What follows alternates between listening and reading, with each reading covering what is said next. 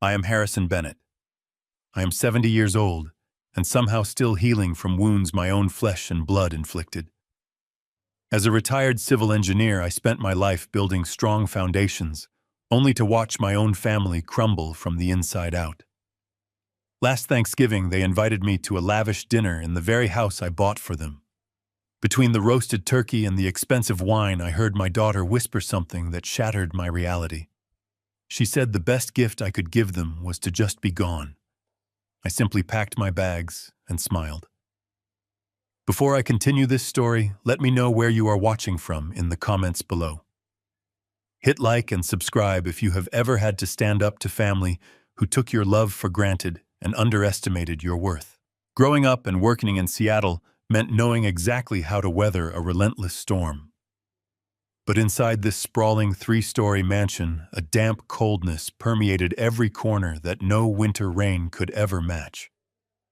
It was late on Thanksgiving night. The air was still thick with the lingering scent of sage-roasted turkey and the expensive cigars my son-in-law Derek liked to smoke when he was trying to impress his corporate friends. The guests had all departed their cars long gone from the sweeping circular driveway. The house was finally quiet, settling into the midnight hours. I was standing perfectly still in the shadowy second-floor hallway, looking down at the massive crystal chandelier that cast long distorted shadows across the polished hardwood floors. My heavily calloused right hand gripped the smooth oak banister.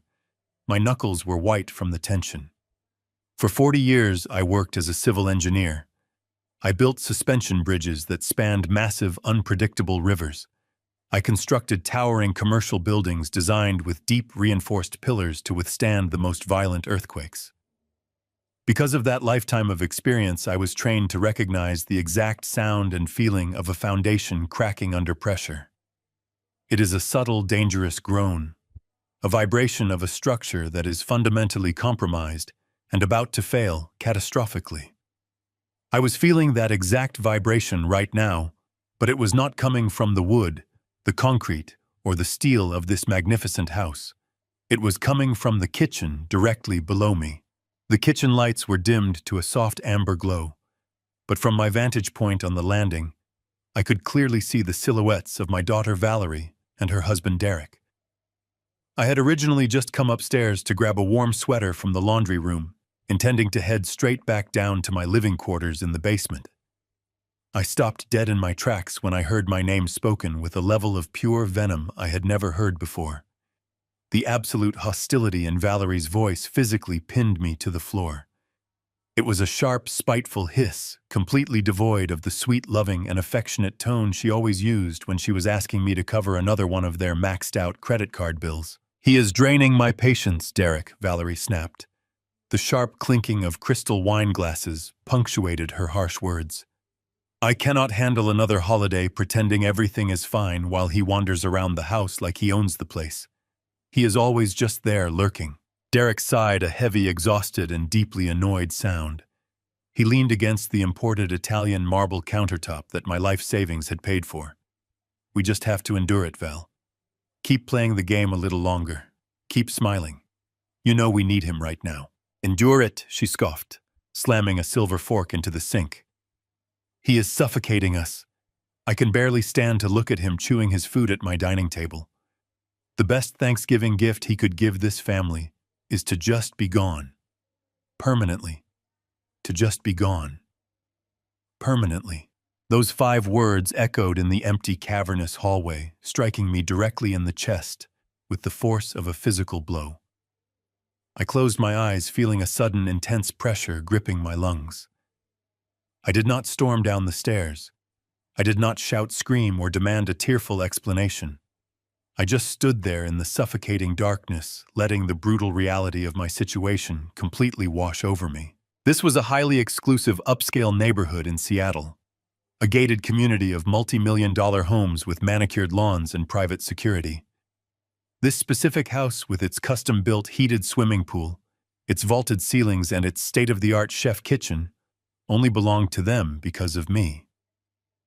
Just a little over a year ago, I made the monumental decision to sell the beautiful, modest suburban home I had shared with my late wife for over 30 wonderful years. I took all those precious memories, I liquidated all that hard-earned equity, and I handed over an 80% down payment for this exact mansion. Nearly $1.5 million in liquid cash. It was all the savings of a lifetime handed over with the blind, unconditional love of a father who just wanted to see his only daughter happy and secure. They had promised me with tears in their eyes that I would always have a permanent place here. They begged me to move in using my profound love for my grandchildren as bait. They insisted I needed to be closer to the kids to watch them grow up.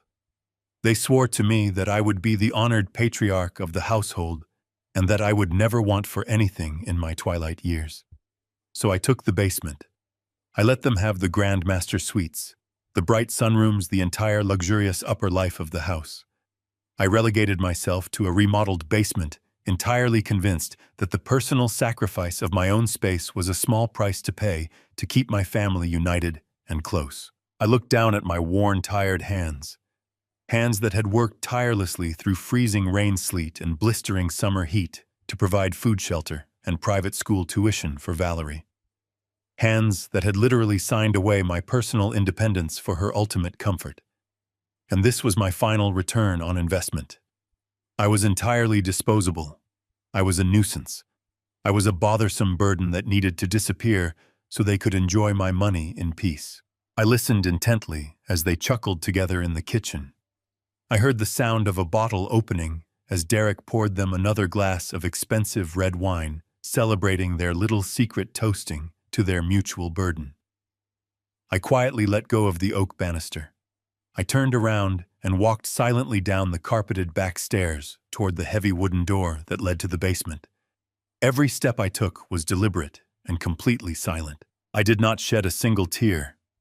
There was no overwhelming wave of depression, only a sharp, icy clarity forming in my mind. 40 years of high-stakes civil engineering had taught me one absolute, undeniable truth about the world.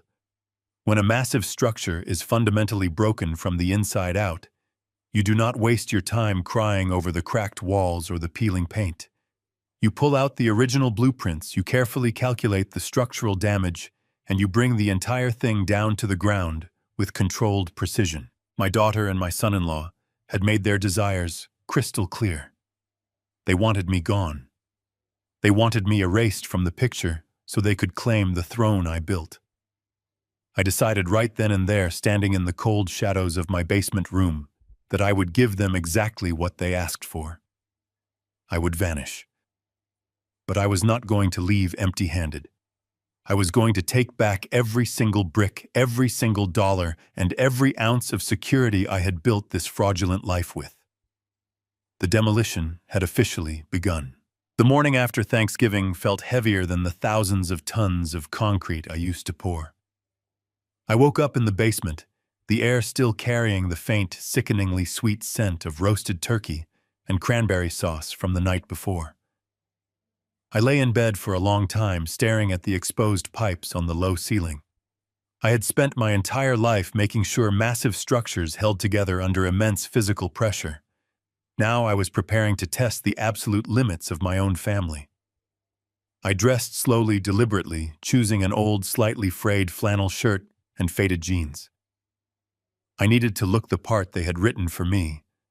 I had to be the frail, fading old man who was slowly wearing out his welcome. I walked up the carpeted stairs, my right knee acting up just enough to give me a noticeable, pathetic limp. The main kitchen was bathed in bright, cheerful morning light. It was a stark, almost blinding contrast to the dark, venomous shadows I had stood in just hours earlier. Valerie was standing by the expensive chrome espresso machine humming a soft tune. She looked perfectly rested, her hair neatly tied back, wearing a pristine cashmere sweater. Derek was sitting at the massive marble island, scrolling through his tablet and sipping a green smoothie. They looked like a glossy magazine cover for the perfect, wealthy American family. "Good morning, sweetheart," I said, making sure my voice carried a slight, breathless tremor. Valerie turned around, and instantly a radiant, manufactured smile stretched across her face. "Good morning, Dad. Did you sleep well? You were out like a light last night. We barely heard you come upstairs to get your sweater." I slept fine, just fine, I replied, shuffling toward the tall oak cabinets. I did not mention the sweater. I did not mention the stairs. I needed to see exactly how deep the rot went. I reached past the expensive ceramic plates and grabbed a heavy, thick coffee mug. I filled it halfway with dark roast coffee from the glass pot on the counter. The intense heat warmed my stiff fingers. I turned around to face them, my mind sharp, calculating the exact trajectory of the fall. I relaxed my grip. The heavy mug slipped from my fingers and shattered against the imported hardwood floor. Hot, dark coffee splashed everywhere, staining the white baseboards and pooling around my old leather slippers. The sharp crash echoed loudly through the large, silent kitchen. "Oh, Dad, do not worry at all. Let me clean that up. You need to rest. You have been looking so tired lately." Valerie was by my side in an absolute instant. Her voice was dripping with a sickly sweet concern that made my stomach churn violently. She grabbed a roll of paper towels and knelt by my feet, dabbing at the spilled coffee with frantic, exaggerated care. There was not a single trace of the cold, ruthless woman who just hours prior had wished for my permanent disappearance. Derek was right behind her. He stood up from his leather stool and placed a heavy, reassuring hand on my shoulder. "It is completely fine, Dad. Accidents happen all the time. Why do not you go sit down in the living room? You are pushing yourself too hard these days. We have got this completely covered." I looked down at them, playing my part to absolute perfection. I let my shoulders slump forward. I manufactured a look of deep, shameful confusion and vulnerability. "I am so sorry, kids. My hands just gave out on me. I do not know what is wrong with me lately. I am just so incredibly clumsy." Valerie stood up, tossing the soaked paper towels into the stainless steel trash can. She placed her warm hands on my cheeks, looking deeply into my eyes. Her gaze was soft, tender, and completely hollow. "Please do not apologize, Dad. You are our main priority. We just want you to be safe and comfortable. You know we love having you here. You are the absolute rock of this family." I nodded slowly, offering a weak, trembling smile in return. "Thank you, Val. You are a very good daughter." As I walked slowly toward the living room, leaning heavily on my cane for maximum theatrical effect, my mind shifted into a state of cold, clinical analysis. I had spent 40 years inspecting diverse building materials. I knew exactly how to look for microscopic stress fractures in reinforced steel.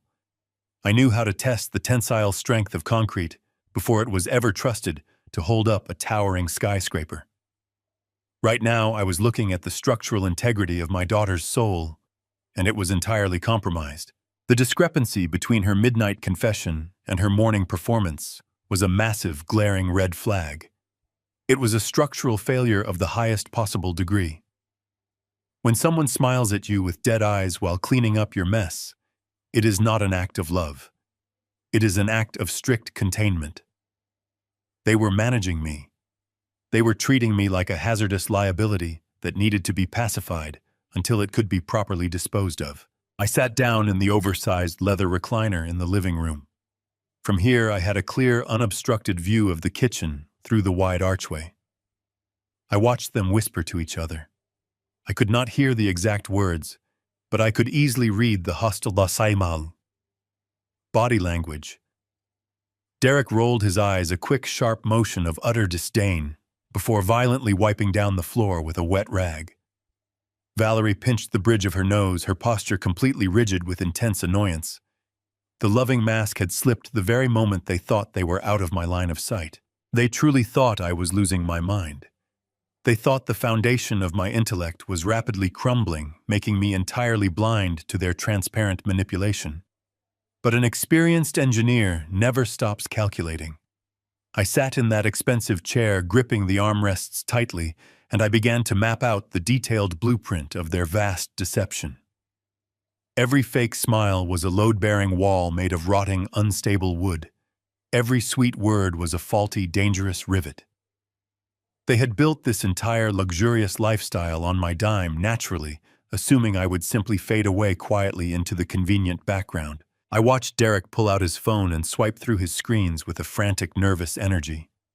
He looked incredibly stressed. The kind of deep, gnawing financial stress that I recognized from desperate contractors who had underbid a major project and were quickly running out of cash to cover their lies. Derek was an ambitious man, but raw ambition without competence is a fast track to absolute ruin. I had generously funded his lifestyle, but I had never looked closely at his actual business operations. I blindly trusted my daughter's judgment when she married him. That was my first critical failure. I failed to inspect the soft ground before laying the concrete foundation, assuming family loyalty would somehow protect my life savings from their hidden destructive greed. I remained in my leather recliner for another hour, listening to the muffled sounds of Valerie and Derek moving about the house. They were going through the motions of their perfect Sunday routine, completely unaware that I was now watching them through an entirely different lens. Eventually, I needed space to think clearly. I pushed myself up from the chair and made my way toward the attached 3-car garage. I had a small workbench set up in the corner where I kept my old drafting tools, faded blueprints from my early career, and a few minor woodworking projects. It was the only place in this massive mansion that actually felt like mine. The cool air of the garage was a welcome relief from the toxic atmosphere of the kitchen. I turned on the overhead lights and began organizing a box of loose screws, letting the physical motion calm my racing mind. I thought about the thousands of hours I had spent working, grueling overtime, missing holidays, just to ensure my family had a financial safety net. I had built a formidable fortress of wealth, but I had failed to secure the emotional perimeter. 20 minutes later, the heavy fire door connecting the house to the garage creaked open. I did not turn around immediately, but I could hear Derek approaching my workbench. He walked with a heavy rhythm, a stark contrast to his usual arrogant stride. When I finally turned, Derek was standing a few feet away holding a cup of coffee. He had manufactured a look of absolute devastation. His shoulders were slumped forward, his eyes were red, and he was taking shaky breaths. It was a performance worthy of a stage, but I was no longer a willing audience member. "Dad," Derek said, his voice cracking perfectly on the single syllable. "Do you have a minute? I really need to talk to you about something important." I placed my screwdriver down on the workbench and turned to face him, adopting my best expression of grandfatherly concern. "Of course, Derek." "What is going on? You look like you have not slept in days." Derek stepped closer, running a trembling hand through his carefully styled hair. He looked down at the concrete floor, shaking his head, as if the burden he carried was simply too heavy to articulate. "It is about little Leo," he whispered, invoking the name of my youngest grandson. "We got some terrible news from his pediatrician yesterday afternoon. That persistent cough he has been having, the one we thought was just a seasonal allergy, it is much worse. They found a dark shadow on his lung scans. I felt a brief, terrifying spike of genuine panic before my analytical mind kicked back in. I knew little Leo. I had spent hours playing with him just 2 days ago. The boy was the picture of perfect health, running around the backyard, with endless energy and breathing with absolute clarity. Derek was using my grandson's fictional illness as a psychological weapon. "What do you mean, a shadow?" I asked, keeping my voice thick with manufactured worry. "What are the doctors saying?" Derek let out a staged, shuddering sigh. "They want to start an aggressive experimental treatment protocol immediately. It is highly specialized, Dad. The problem is that our health insurance absolutely refuses to cover it because it is considered out-of-network and experimental. They are demanding a massive upfront payment before they will even admit him to the facility." Valerie has been crying uncontrollably all morning. We are completely tapped out with the heavy mortgage and the business expenses. We do not know what to do. I watched a single perfectly timed tear roll down Derek's cheek. It was a masterpiece of emotional manipulation. But just like a poorly mixed batch of concrete, it looked solid on the surface while hiding fatal weaknesses underneath. If my grandson were truly facing a life-threatening illness, Valerie would not have been humming a cheerful tune while making espresso an hour ago. She would not have been worried about my spilled coffee. She would have been an absolute inconsolable wreck. Furthermore, I knew exactly how much money they brought in, and I knew how much they spent on luxury cars and designer clothes. The math of their financial distress was the only truthful thing Derek had spoken. "How much do you need, Derek?" I asked softly, playing the role of the desperate, generous patriarch. Derek hesitated, acting as though it physically pained him to ask for financial help. "They need $15,000 by tomorrow morning to secure his spot in the medical program. I swear to you, Dad, I will pay you back every single penny. The business is about to close a massive, highly profitable deal next quarter. I just need this bridge loan to save my son." "You do not need to worry about paying me back," I said, my voice trembling with fake emotion. "Family comes first. Always. Let us go to my room. I have my checkbook right there."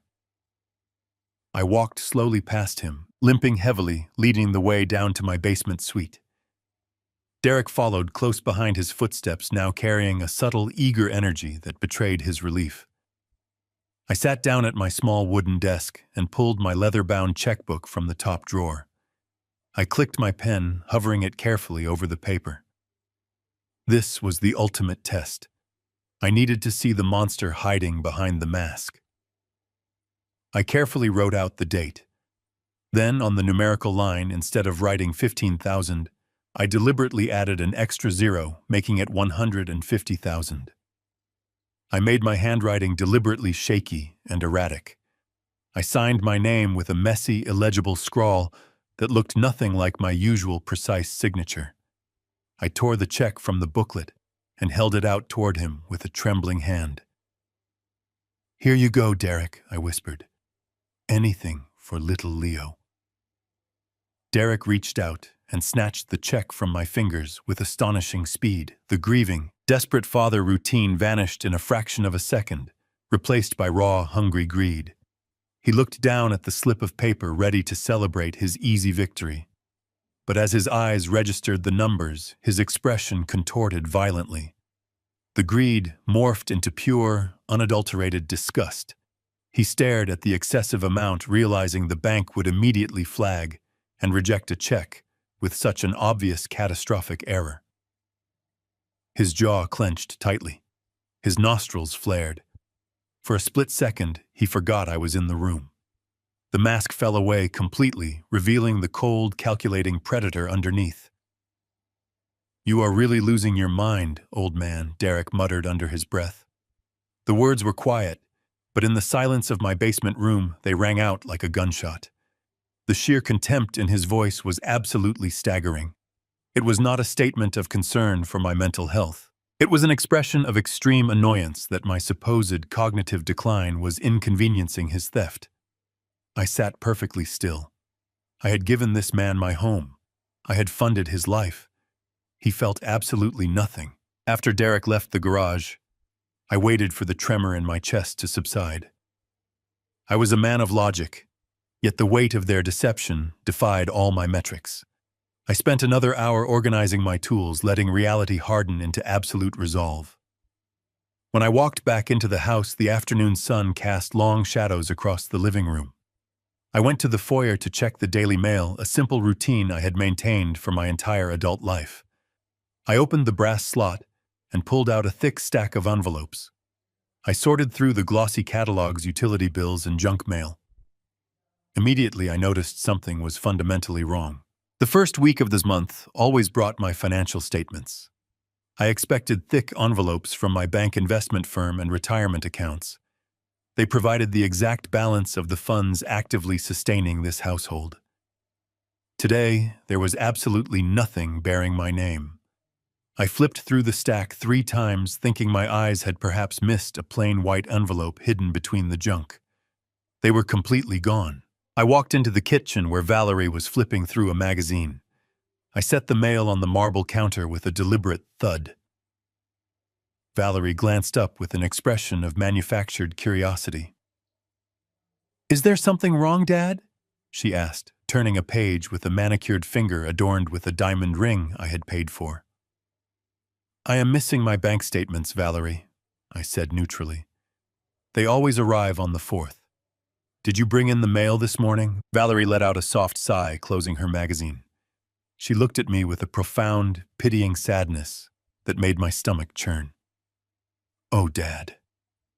We went through this entire conversation yesterday afternoon. Do you really not remember?" I stared at her, feeling a sudden drop in my internal temperature. "Remember what, Valerie?" She stood up, walking over to me with measured steps, as if approaching a confused child. "You brought the mail in yesterday, Dad. You looked at the envelopes, said they were junk, and threw them directly into the recycling bin before the garbage trucks came. I even asked you if you were sure, and you snapped at me. You really do not remember doing that." I looked into my daughter's eyes. They were wide, clear, and perfectly innocent. It was a flawless, terrifying performance. I had not checked the mail yesterday. I had spent the morning running errands and the afternoon fixing a patio gate.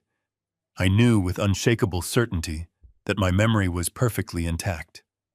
She was gaslighting me, actively rewriting my reality to make me doubt my own mind. "I suppose I must have forgotten," I murmured, lowering my gaze to play the part of the declining patriarch. "My memory has been so foggy lately. I am sorry, sweetheart. I did not mean to accuse you." Valerie smiled, a warm expression that hid a dark void. "It is perfectly fine, Dad. We know you are getting older and your mind is not as sharp as it used to be. You do not have to worry. Derek and I will always take care of your financial affairs. You just focus on resting." I nodded slowly, turning away before she could see the burning clarity in my eyes. I retreated to my basement suite, sitting in the heavy silence. They were intercepting my financial documents, deliberately cutting off access to my own wealth. The structural sabotage was expanding rapidly, from emotional manipulation to active financial containment. They were building a cage around me. 2 hours later, a gentle knock broke the silence. The door opened and Valerie walked in, carrying a small silver tray. On the tray sat a crystal glass of ice water and a tiny porcelain dish containing my evening medications. Since my mild hypertension diagnosis 5 years ago, I had taken a standard white circular pill every night before bed. It was a basic, harmless routine. "Time for your medication, Dad," she said, her voice dripping with artificial sweetness. "I brought it down for you so you would not have to climb the stairs again. Your knees were bothering you earlier." "Thank you, Valerie," I said, reaching for the dish. I looked down at the assortment of pills. My daily vitamin was there, along with my joint supplement. But sitting directly in the center was a pill I had never seen before. It was a pale blue triangle scored deeply down the middle, with tiny numbers stamped on the side. The familiar white pill was gone. "Valerie."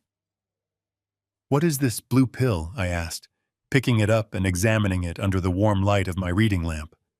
"This is not my usual blood pressure medication." Valerie did not flinch. Her smile was unwavering. "Oh, I meant to tell you about that. Dr. Aris called this morning. He reviewed your chart and decided to switch you to an upgraded generic brand. He said the old medication was causing mild cognitive side effects, and this new formula is much better for your heart and mind. You know Dr. Aris is the best in his field. He just wants what is optimal for your health." Dr. Aris was a private concierge physician who frequently attended Valerie and Derek's dinner parties. He was a smooth-talking, polished man who always seemed more interested in his clients' bank accounts than their actual medical well-being. I had never liked the man, and I certainly had never authorized him to change my prescriptions without a direct consultation. "A new generic brand," I repeated slowly, rolling the blue triangle between my thumb and forefinger. "It feels heavier than the old one." Valerie let out a patronizing laugh. "It is just a pill, Dad. Do not overthink it. Just swallow it down and get some good rest. You have had a long, confusing day, and you need your sleep. I will wait right here to take the glass back up to the kitchen." The trap was set perfectly. She was standing there, physically ensuring that I ingested whatever chemical substance they had decided to introduce into my system. I looked at the glass of water. I looked at the blue triangle. My survival instincts, honed by decades of navigating dangerous construction sites, screamed at me to refuse. But I knew that refusing would break my cover. It would signal to them that I was alert and deeply suspicious. I had to maintain the illusion of absolute compliance. "You are right, sweetheart," I said softly. "I am just overthinking things. I am just a tired old man." I raised my hand to my mouth, concealing the blue pill in the crease of my palm, using a sleight of hand trick I had learned entertaining my grandchildren years ago. I tossed the vitamin and the joint supplement into my mouth, taking a long swallow of the ice water. I tilted my head back, making a pronounced swallowing motion, and let out a satisfied sigh. "Good boy," Valerie whispered. The condescension in her choice of words was physically nauseating. "I will let you sleep now, Dad. Have a wonderful night." She took the empty glass and the silver tray, turning around and walking out of my room. The heavy door clicked shut behind her, sealing me inside the basement. I waited exactly 30 seconds, holding my breath, listening to the rhythmic sound of her footsteps ascending the wooden staircase. When I was absolutely certain she was gone, I opened my tightly clenched fist. The blue triangle sat harmlessly in my sweaty palm. I walked quietly into my attached private bathroom. I turned on the sink faucet, letting the water run loudly to mask any background noise.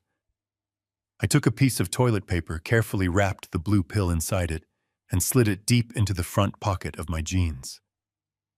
Then I flushed the toilet, allowing the rushing sound of the plumbing to echo through the ceiling, completing the perfect illusion that I had dutifully consumed my newly prescribed medication and utilized the restroom before bed. I returned to my living area and sat heavily on the edge of my mattress.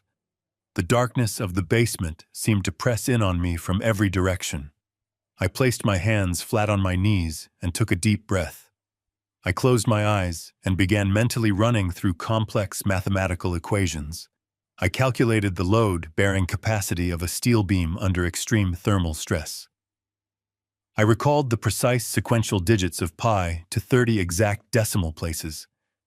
I mentally reconstructed the intricate blueprints of the first suspension bridge I had successfully engineered back in my early 30s. My mind was a steel trap. It was sharp, clear, and perfectly intact. I was not experiencing a cognitive decline. I was not losing my memory. I was not a confused, fading old man who accidentally threw away his own financial security.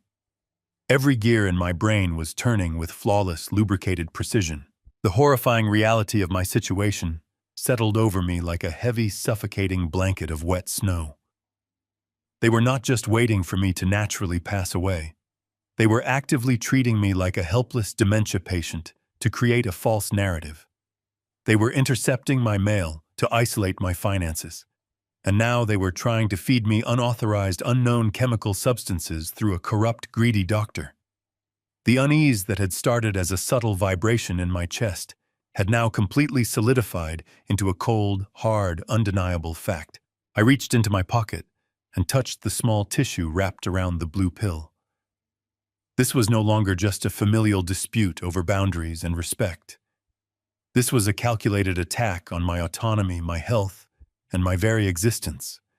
They were systematically dismantling the foundation of my life brick by brick, hoping I would simply collapse quietly into the dust. But they had profoundly underestimated the strength of the man they were trying to destroy. I was certainly not going to break. I was going to test this pill, and then I was going to engineer their absolute total ruin. The next morning arrived with a thick blanket of Seattle fog pressing firmly against the massive windows. I maintained my carefully constructed facade of a fragile, declining old man as I slowly navigated the daily breakfast routine. I ate slowly, complained about a phantom ache in my back, and told Valerie I would be resting quietly in the basement. She smiled her terrifying, hollow smile, kissed my cheek, and left for her yoga class. Derek had already departed for his failing office. As soon as the front door clicked shut, my posture straightened. The engineered tremor in my hands vanished completely. Leaving the house was no longer a simple matter of walking out the front door. 3 weeks ago, Derek had hired a specialized crew to install a state-of-the-art smart security system.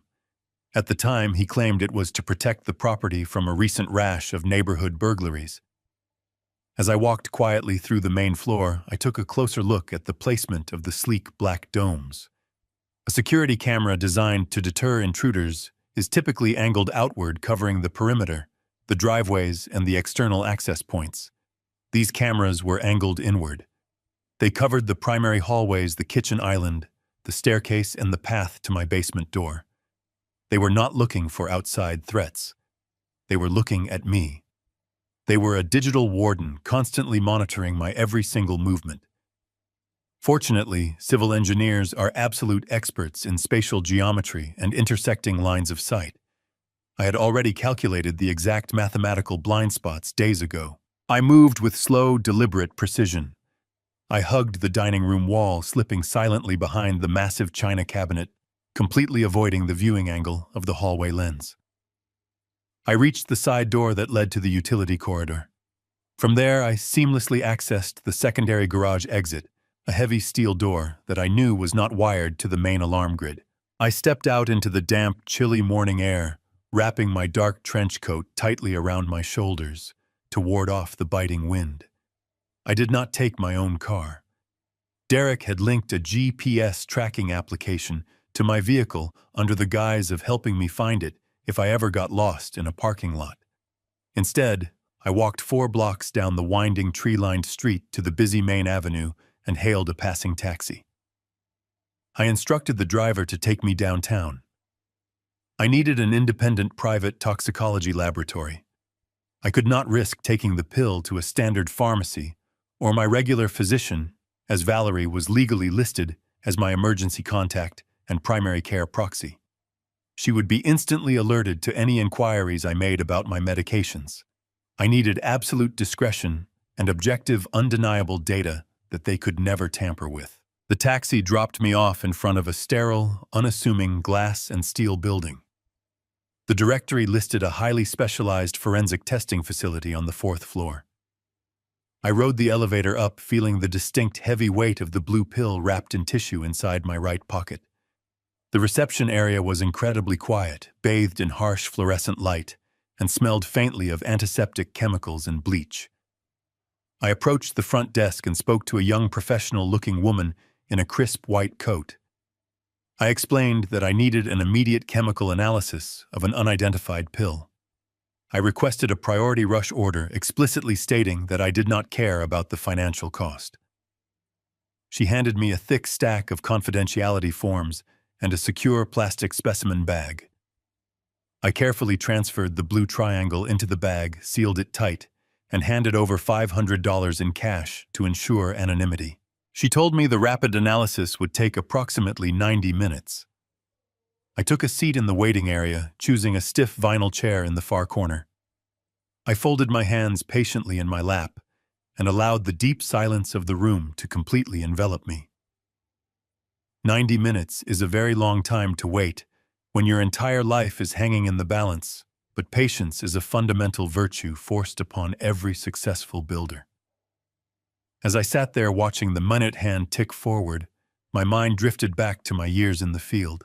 I thought about a massive commercial project I oversaw in the late 1980s. We were constructing a 50-story office tower in a highly active seismic zone. The primary contractor for the foundation was a smooth-talking, charismatic man who dressed in expensive tailored suits and always had a reassuring smile on his face, very much like Derek. He assured me repeatedly that the concrete mixture he was pouring for the foundational pillars was the absolute highest grade available, heavily reinforced and perfectly mixed to withstand any possible shear force from an earthquake. He brought me beautifully forged safety certificates and smiled warmly while pouring me expensive scotch in his lavish office. But I never trusted the salesman. I only ever trusted the hard science. When his crew went home for the weekend, I went down into the muddy excavated pit with my own heavy testing equipment. I drilled a solid core sample straight out of his freshly cured concrete pillars. I took that heavy cylinder of gray stone to an independent testing facility exactly like this one. The resulting data from that test was utterly terrifying.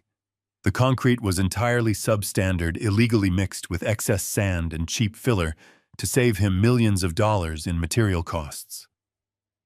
If we had built the massive tower on that weakened foundation, the very first major tremor would have brought the entire 50 stories crashing down to the street, resulting in an unimaginable, catastrophic loss of human life. I fired that corrupt contractor on the spot, sued his firm into oblivion, and ordered my crew to tear out every single inch of his rotten concrete. You cannot build a stable future on a compromised foundation. You simply cannot accept a warm, friendly smile as a substitute for true structural integrity. Now sitting in this cold, sterile waiting room, I realized I was doing the exact same thing. Valerie and Derek were the smooth-talking contractors of my personal life. They had presented me with a flawless, beautifully painted facade. They had promised me a secure, comfortable, and deeply loving environment for my final years. But the structural integrity of their purported love was highly suspect. The conveniently missing bank statements, the vicious, condescending whispers in the night, the hidden indoor security cameras, and now this highly mysterious blue pill. These were all massive, glaring, undeniable fractures in the concrete. I had to drill down deep into the core of their deception. I had to scientifically test the materials they were feeding me. I could not rely on my daughter's sweet, affectionate voice or my son-in-law's firm, reassuring handshake. I had to rely strictly on the cold, hard, indisputable science of a forensic chemical analysis. The wall clock ticked steadily onward. 45 minutes passed. Then 60. I was not a frightened, confused, elderly man waiting for a terrifying terminal medical diagnosis. I was a seasoned, rational engineer waiting for a standard stress test report. I mentally prepared myself for every possible outcome. If the pill was simply a harmless vitamin, a genuine benign mistake on Valerie's part, I would peacefully adjust my calculations and try to mend the bridge. But if the pill was exactly what my gut feeling told me it was, I would need to initiate a full-scale, uncontrolled demolition of my own family. I would have to become as cold and ruthless as the steel beams I used to weld together. Finally, after exactly an hour and 20 minutes, the heavy wooden door behind the reception desk swung open. A senior toxicologist emerged from the back lab. He held a thick manila folder scanning the small waiting room until his eyes locked onto mine. His expression was incredibly grave, tight, with a profound, undeniable professional concern that sent a sudden icy shiver straight down my spine. He did not smile. He did not offer any false, polite comfort. He walked toward me. I stood up slowly to meet him, squaring my shoulders and bracing my legs firmly against the ground. I was ready to find out what kind of poison my daughter was trying to build her future upon. The toxicologist stopped 2 feet away from me. He adjusted his glasses, looking at me not as a paying client, but as a potential victim of a terrible crime. "Mr. Bennett," he said softly, his voice barely above a whisper, "I need you to come back to my private office right away. What we found in this sample is highly regulated, incredibly dangerous, and entirely inappropriate for a man of your age." The foundation had officially cracked forever. I followed the toxicologist into his private office, a small, immaculately organized space that smelled faintly of sterile alcohol and old paper. He gestured for me to sit across from his heavy metal desk. He opened the manila folder, his eyes scanning the dense data sheets for a few silent seconds before looking back up at me. His expression was tight-guarded and filled with a deep professional alarm. He asked me if I had a documented medical history of violent schizophrenic episodes or severe, unmanageable psychotic breakdowns. The question was so incredibly absurd, so entirely disconnected from my actual reality, that I simply stared at him for a long, quiet moment. I told him I had absolutely no such history. I explained that I was a retired civil engineer with mild hypertension and a minor joint ache in my right knee. I told him that I had never suffered a single psychological issue in my entire 70 years of life. The toxicologist let out a long, heavy sigh, sliding a printed chemical breakdown across the smooth surface of the desk. He pointed a pen at a complex string of molecular data. He explained in a steady, grim voice that the blue triangular pill I had brought him was not medication for blood pressure. It was a highly potent, off-label antipsychotic sedative. It is a heavy, strictly regulated pharmaceutical compound, typically administered in secure, locked psychiatric wards to physically and chemically subdue highly aggressive, out-of-control patients. He looked me directly in the eyes and told me that if a healthy 70-year-old man were to take this specific dosage on a daily basis, the physiological and neurological side effects would be absolutely devastating.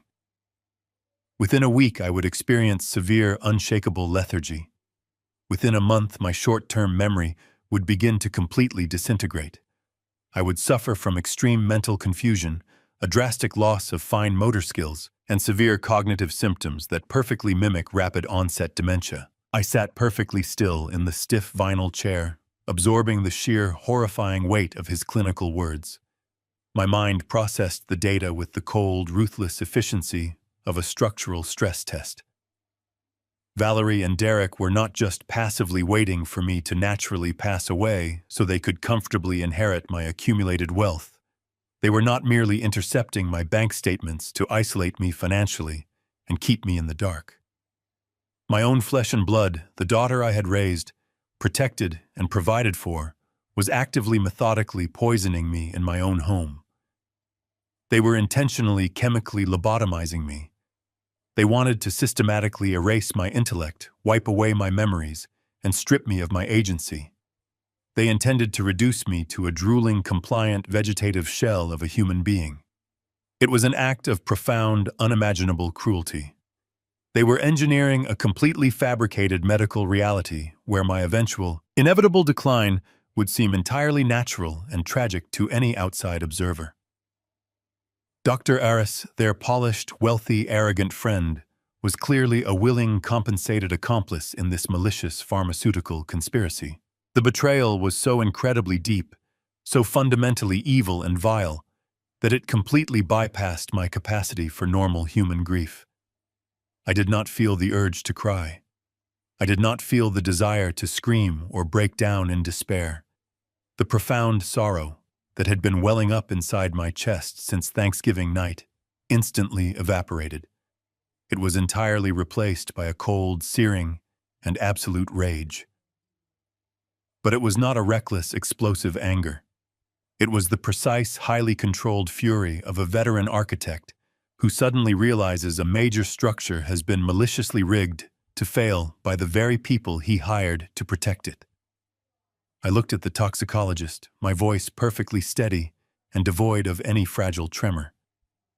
I asked him to print a certified, legally binding copy of the full toxicology report. I needed it officially signed, stamped, and authenticated for potential high-level legal proceedings. He nodded gravely, clearly understanding the dark, criminal implications of my specific request. As he turned to his computer to prepare the official documents, I felt a massive, irreversible shift take place within my own mind. The heartbroken, accommodating, and desperate father I had been for the past 3 years officially ceased to exist. I was no longer the generous patriarch who was desperately trying to buy his family's affection and loyalty with $1 million mansion.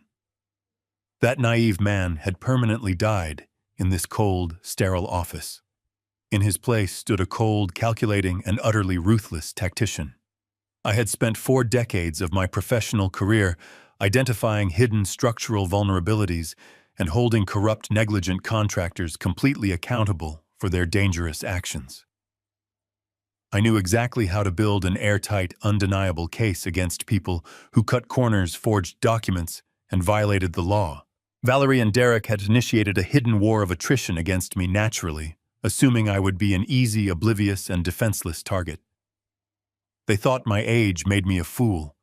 They had absolutely no idea they were dealing with someone who knew exactly how to dismantle their entire luxurious world brick by brick, beam by beam. The toxicologist handed me the official sealed report in a thick tamper-proof envelope.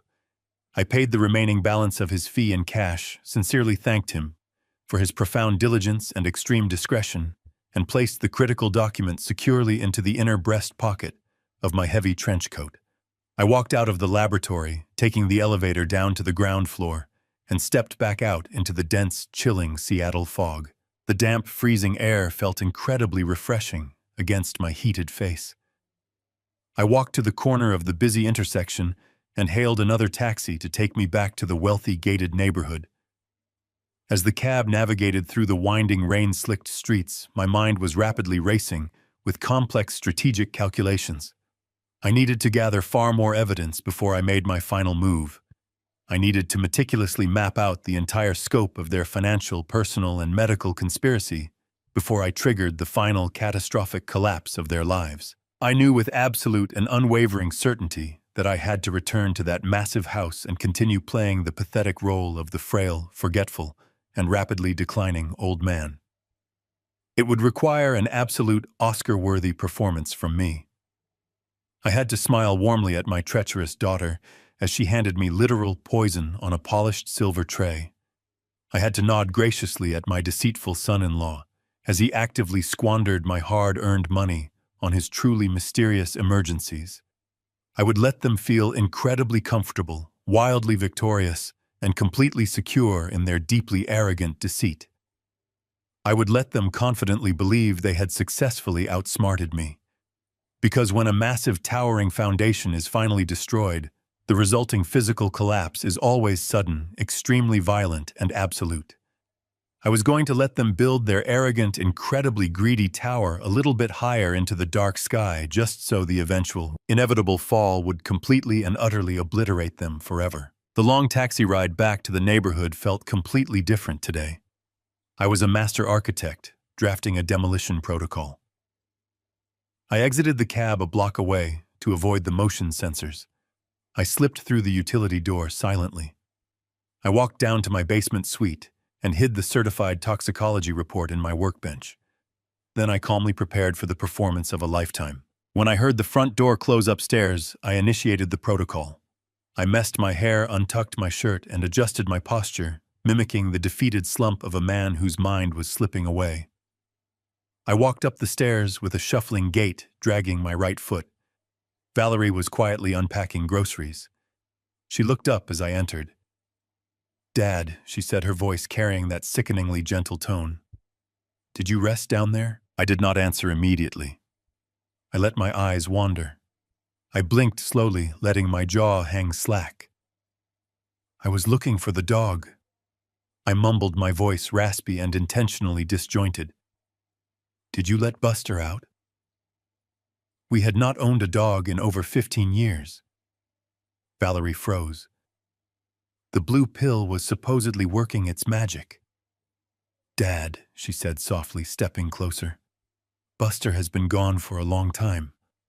You just need some more rest." I moved aimlessly toward the living room. I spent 2 hours perfecting the illusion. I tried to use the television remote to answer the phone. I asked Valerie what time my late wife was coming home. Every time I slipped into this fabricated dementia, I watched my daughter. She was absolutely thrilled. Later, Derek returned. I heard them whispering furiously in the foyer, exchanging notes on my cognitive decline. I decided to escalate the performance to establish a history of dangerous incompetence. I walked into the kitchen, turned the stove on high, and placed an empty tea kettle on it. Then I simply walked away, shuffling back to my recliner and closing my eyes. Within minutes, the smell of burning metal filled the air. The smoke detector began to shriek. Derek shouted, rushing into the kitchen. He turned off the gas and threw the smoking kettle into the sink, where it hissed angrily. He stomped into the living room, his face flushed with intense anger. "Dad!" Derek yelled aggressively, waving his hands to clear the smoke. "What are you doing?" "You left the stove on with an empty kettle." I opened my eyes, blinking rapidly in exaggerated confusion. "I wanted some tea," I whispered, my voice trembling with artificial fear.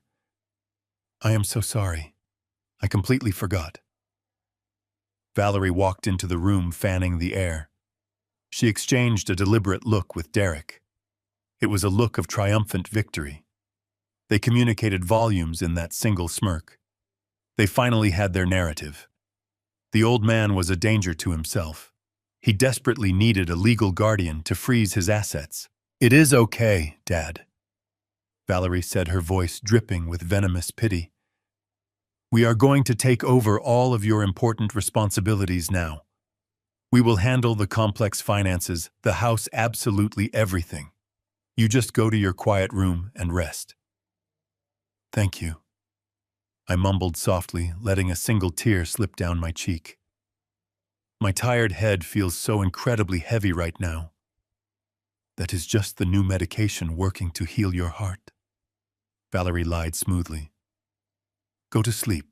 I dragged myself slowly down the stairs, closing the heavy basement door behind me. As soon as the metal latch clicked shut, the pathetic old man vanished. I stood up straight, my mind racing with absolute clarity. I walked over to my desk and pulled open the bottom drawer. Tucked beneath a false panel was a prepaid burner phone I had purchased for emergencies. I powered it on. I dialed a private number I had memorized over 2 decades ago.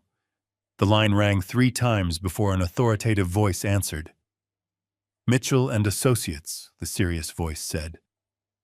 "Mitchell it is, Harrison." I spoke clearly, my voice devoid of weakness. "I am calling you on an untraceable line. Do not call my primary cell phone." Mitchell, my private wealth attorney and oldest friend, immediately recognized the gravity of my tone. He knew I only used protocols exactly like this, when the stakes were absolute. Harrison Mitchell said, his professional demeanor snapping into place. "What is the situation? Are you in physical danger?" "I am secure, but my perimeter has been breached from the inside," I replied coldly. "My daughter and her husband are attempting to drug me with heavy antipsychotics to induce dementia symptoms. They want to declare me incompetent and seize my estate." I heard Mitchell take a sharp breath. "Do you have hard evidence?" he asked. "I have a certified toxicology report from an independent forensic laboratory confirming the dangerous substance," I stated. "I also have documented proof of financial interception. They are hiding my bank statements. I need to initiate a total asset lockdown. I want every single account frozen, every trust sealed, and every line of credit severed. I want to build a legal fortress around my wealth." "I will draft the emergency injunctions tonight," Mitchell said, his voice hard with fury. "We can lock them out of the primary accounts by tomorrow morning, but you need to get out of that house immediately. If they are poisoning you, they are unpredictable." "No," I said firmly. "If I leave now, they will claim I wandered off in a delirium. They will call the police and cement their narrative. I am staying right here. I will continue playing the heavily sedated fool. I want them to feel invincible.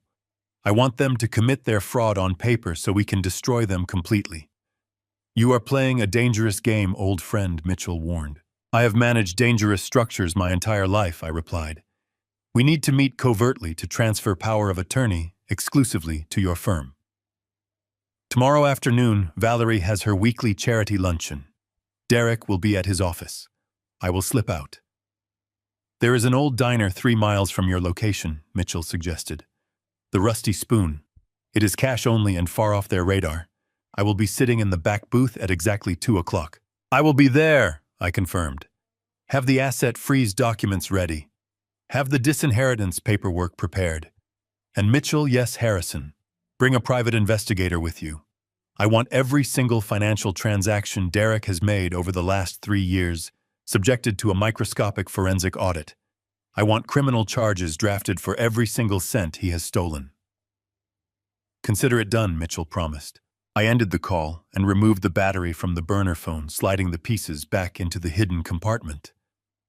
I looked up at the ceiling, listening to the muffled footsteps of my daughter and son-in-law walking above me. They were upstairs, walking on floors I had purchased, dreaming of wealth they had not earned. They thought they were the brilliant architects of my demise. They did not realize they had just handed the blueprints of their own destruction to a master builder. To maintain my carefully constructed illusion, I had to completely suppress my disgust the following morning. I found Derek in the kitchen and apologized profusely for my ridiculous mistake with the checkbook. I blamed my failing eyesight and tired mind. With perfectly simulated trembling hands, I wrote him a new clean check for exactly $15,000. Derek accepted it instantly. The mask of the grieving, desperate father slid right back onto his face. He thanked me, swearing that this money would save my grandson from the shadow on his lungs. I nodded, playing the part of the foolishly generous patriarch, knowing full well that this single slip of paper was about to become the primary tracking device for his financial ruin. By Friday evening, the house was buzzing with a frantic, superficial energy. Valerie and Derek were preparing to attend a lavish high-society charity gala in the city. They were dressed in stunningly expensive designer clothing, draped in luxury items that my lifetime of hard work had unknowingly subsidized. Valerie walked down to the basement wearing a glittering emerald gown. She carried her small silver tray with the glass of ice water and the deadly blue triangle pill. She watched me closely as I performed my sleight of hand trick, pretending to swallow the heavy sedative. She smiled. Her hollow, terrifying smile kissed my forehead and told me to rest quietly. As soon as she walked back upstairs, I spat the pill into a tissue and flushed it down the toilet. I stood by the small basement window watching their luxury sedan pull out of the long, winding driveway. They thought they were leaving behind a heavily sedated, compliant victim. They were entirely wrong. The moment their taillights disappeared around the corner, my burner phone vibrated. Mitchell was waiting 2 blocks away with his specialized security team. I gave them the clear signal. 10 minutes later, an unmarked dark gray utility van rolled silently up the driveway. 2 men wearing plain dark clothing stepped out. They moved with incredible speed and professional efficiency, bypassing the inward-facing security cameras by utilizing the exact mathematical blind spots I had mapped out for them earlier that week. I let them in through the secondary garage door. They carried heavy black cases filled with microscopic surveillance technology. As an engineer, I possessed an intimate, comprehensive knowledge of this mansion. I knew every structural beam, every load-bearing wall, and every single inch of the extensive HVAC system. I did not just let these men wander the house blindly. I became the absolute master architect of my own counter-surveillance grid. We started in Derek's private home office. It was a massive room filled with dark mahogany furniture, leather chairs, and expensive abstract art. The security technicians began pulling out tiny, incredibly sophisticated audio and visual recording devices. I directed the lead technician to the primary air conditioning return vent located directly above Derek's heavy desk. I explained that the specific acoustic geometry of the galvanized steel ductwork would naturally amplify the sound of any conversation taking place in the room, creating a flawless acoustic funnel. The technician nodded, clearly impressed, and mounted a microscopic audio bug just inside the vent grate, rendering it completely invisible to the naked eye. Next, I pointed to the thick, ornate crown molding running along the ceiling perimeter.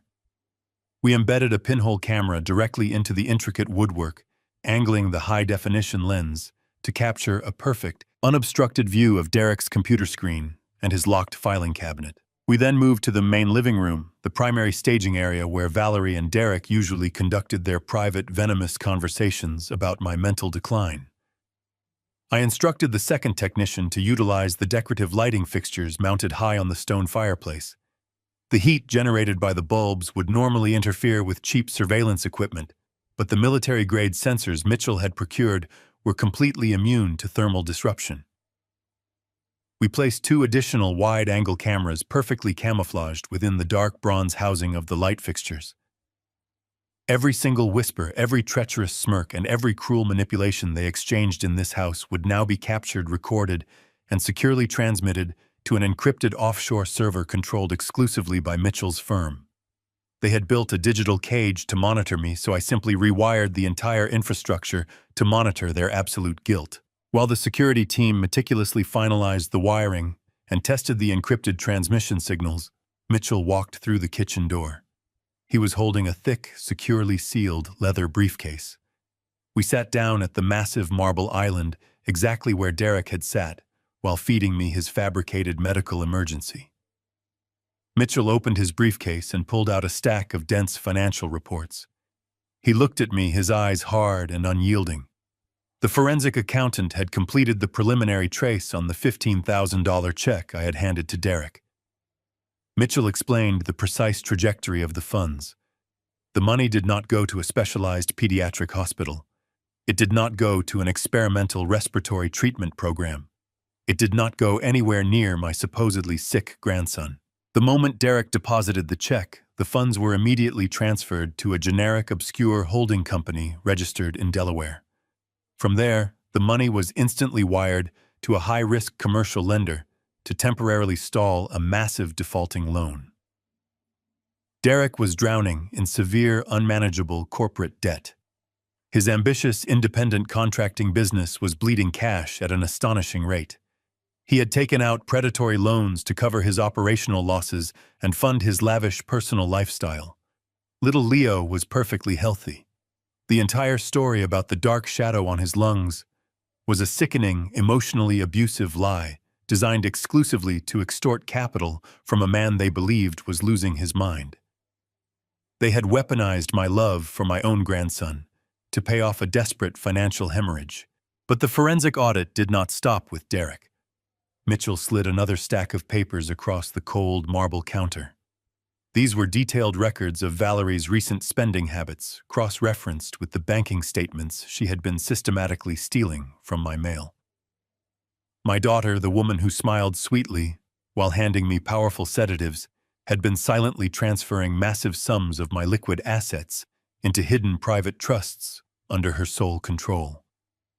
She had forged my signature on multiple wire transfers, claiming she was managing my estate due to my declining cognitive health. She was actively bleeding my primary accounts dry, purchasing high-end real estate investments in foreign markets, and securing her own wealthy future while quietly preparing to lock me away in a secure psychiatric facility. The sheer magnitude of their betrayal was physically staggering. I looked down at the forensic documents, seeing the cold, hard numbers that detailed the absolute moral bankruptcy of my own flesh and blood. They were not just negligent. They were highly active, deeply malicious predators.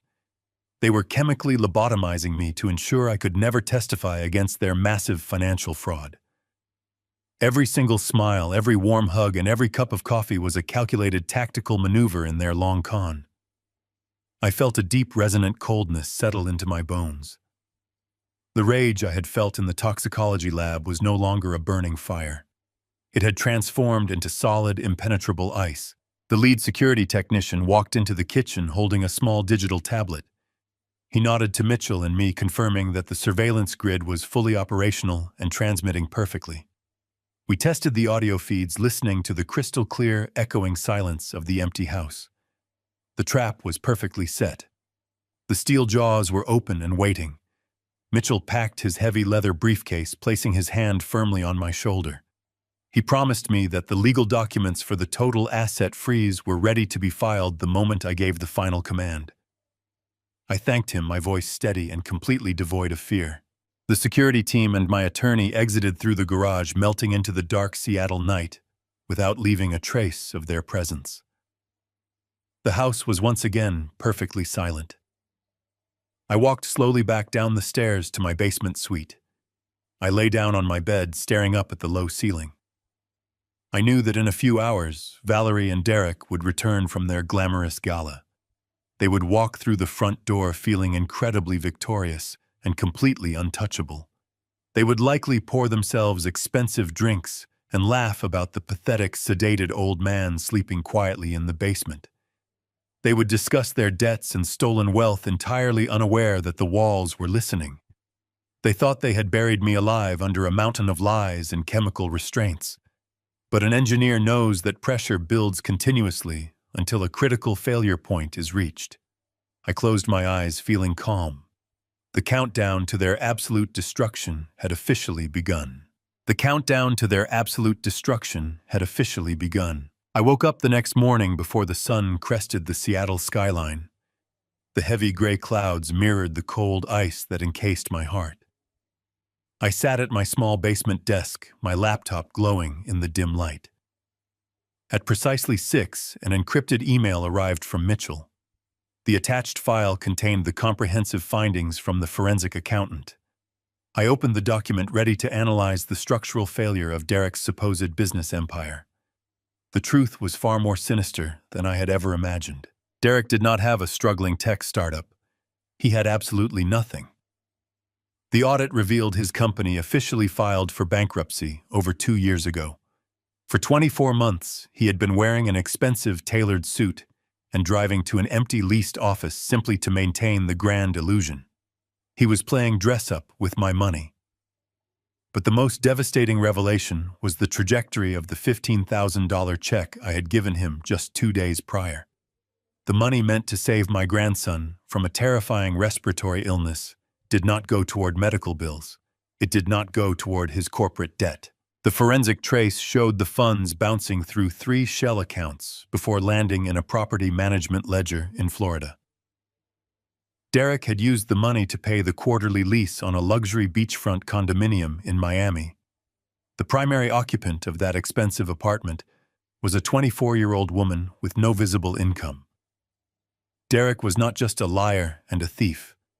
He was funding a secret, extravagant life with a young mistress using the money I handed over to save his child's life.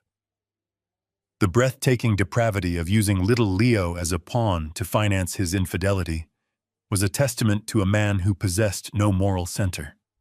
He was a hollow, rotting pillar, incapable of supporting anything real. I closed the laptop, letting the chilling reality settle. I wondered how Valerie would react when I finally dropped this massive explosive on her perfectly curated life. I assumed she would be humiliated and heartbroken by her husband's profound betrayal. I still harbored a microscopic fragment of hope that my daughter was simply a victim of a manipulative man. That microscopic fragment of hope was brutally eradicated later that very same evening. Around 9 o'clock, the house grew quiet. I sat in my dark basement wearing high-fidelity headphones connected to the encrypted receiver. The digital audio feed was completely pristine, capturing every sound from the living room directly above me. I could hear the clinking of ice in heavy crystal glasses. I heard the rhythmic sound of Valerie pacing across the hardwood floor. Then I heard her voice. It was not sweet or condescending. It was sharp, cold, and dripping with venom. I saw the credit card alert. Derek, Valerie said, her words slicing through the quiet room. You bought her another diamond tennis bracelet. We agreed you would keep your Miami expenses strictly out of our primary accounts until this is completely finished. I froze, pressing the headphones tighter against my ears. My breathing slowed to an absolute standstill. Valerie knew. She knew everything. Derek sighed loudly, a sound of deep, exhausted irritation rather than guilt. It was a careless mistake, Val. The transaction simply defaulted to the wrong card on file. I will transfer the funds back in the morning to balance the ledger. You do not need to hover over my shoulder like an auditor. Hover over your shoulder, Valerie hissed, her voice rising in pitch. We are one microscopic misstep away from securing absolute financial freedom, and you are acting incredibly reckless. If my father somehow notices the missing funds, this entire plan falls apart. I am not risking my future just so you can keep your young toy happy. The silence that followed was heavy and saturated with a sickening, toxic understanding. There was no weeping, no screaming about infidelity, and no threats of divorce. This was a completely transactional negotiation between 2 entirely corrupt business partners. Valerie was not a victim. She was the primary architect. Look at me, Derek said, his tone shifting into a smooth, placating rhythm. I know this has been stressful for both of us, but we are right at the finish line. The new medication is already making him incredibly lethargic. He left the stove on yesterday. He did not even remember throwing away his own bank statements.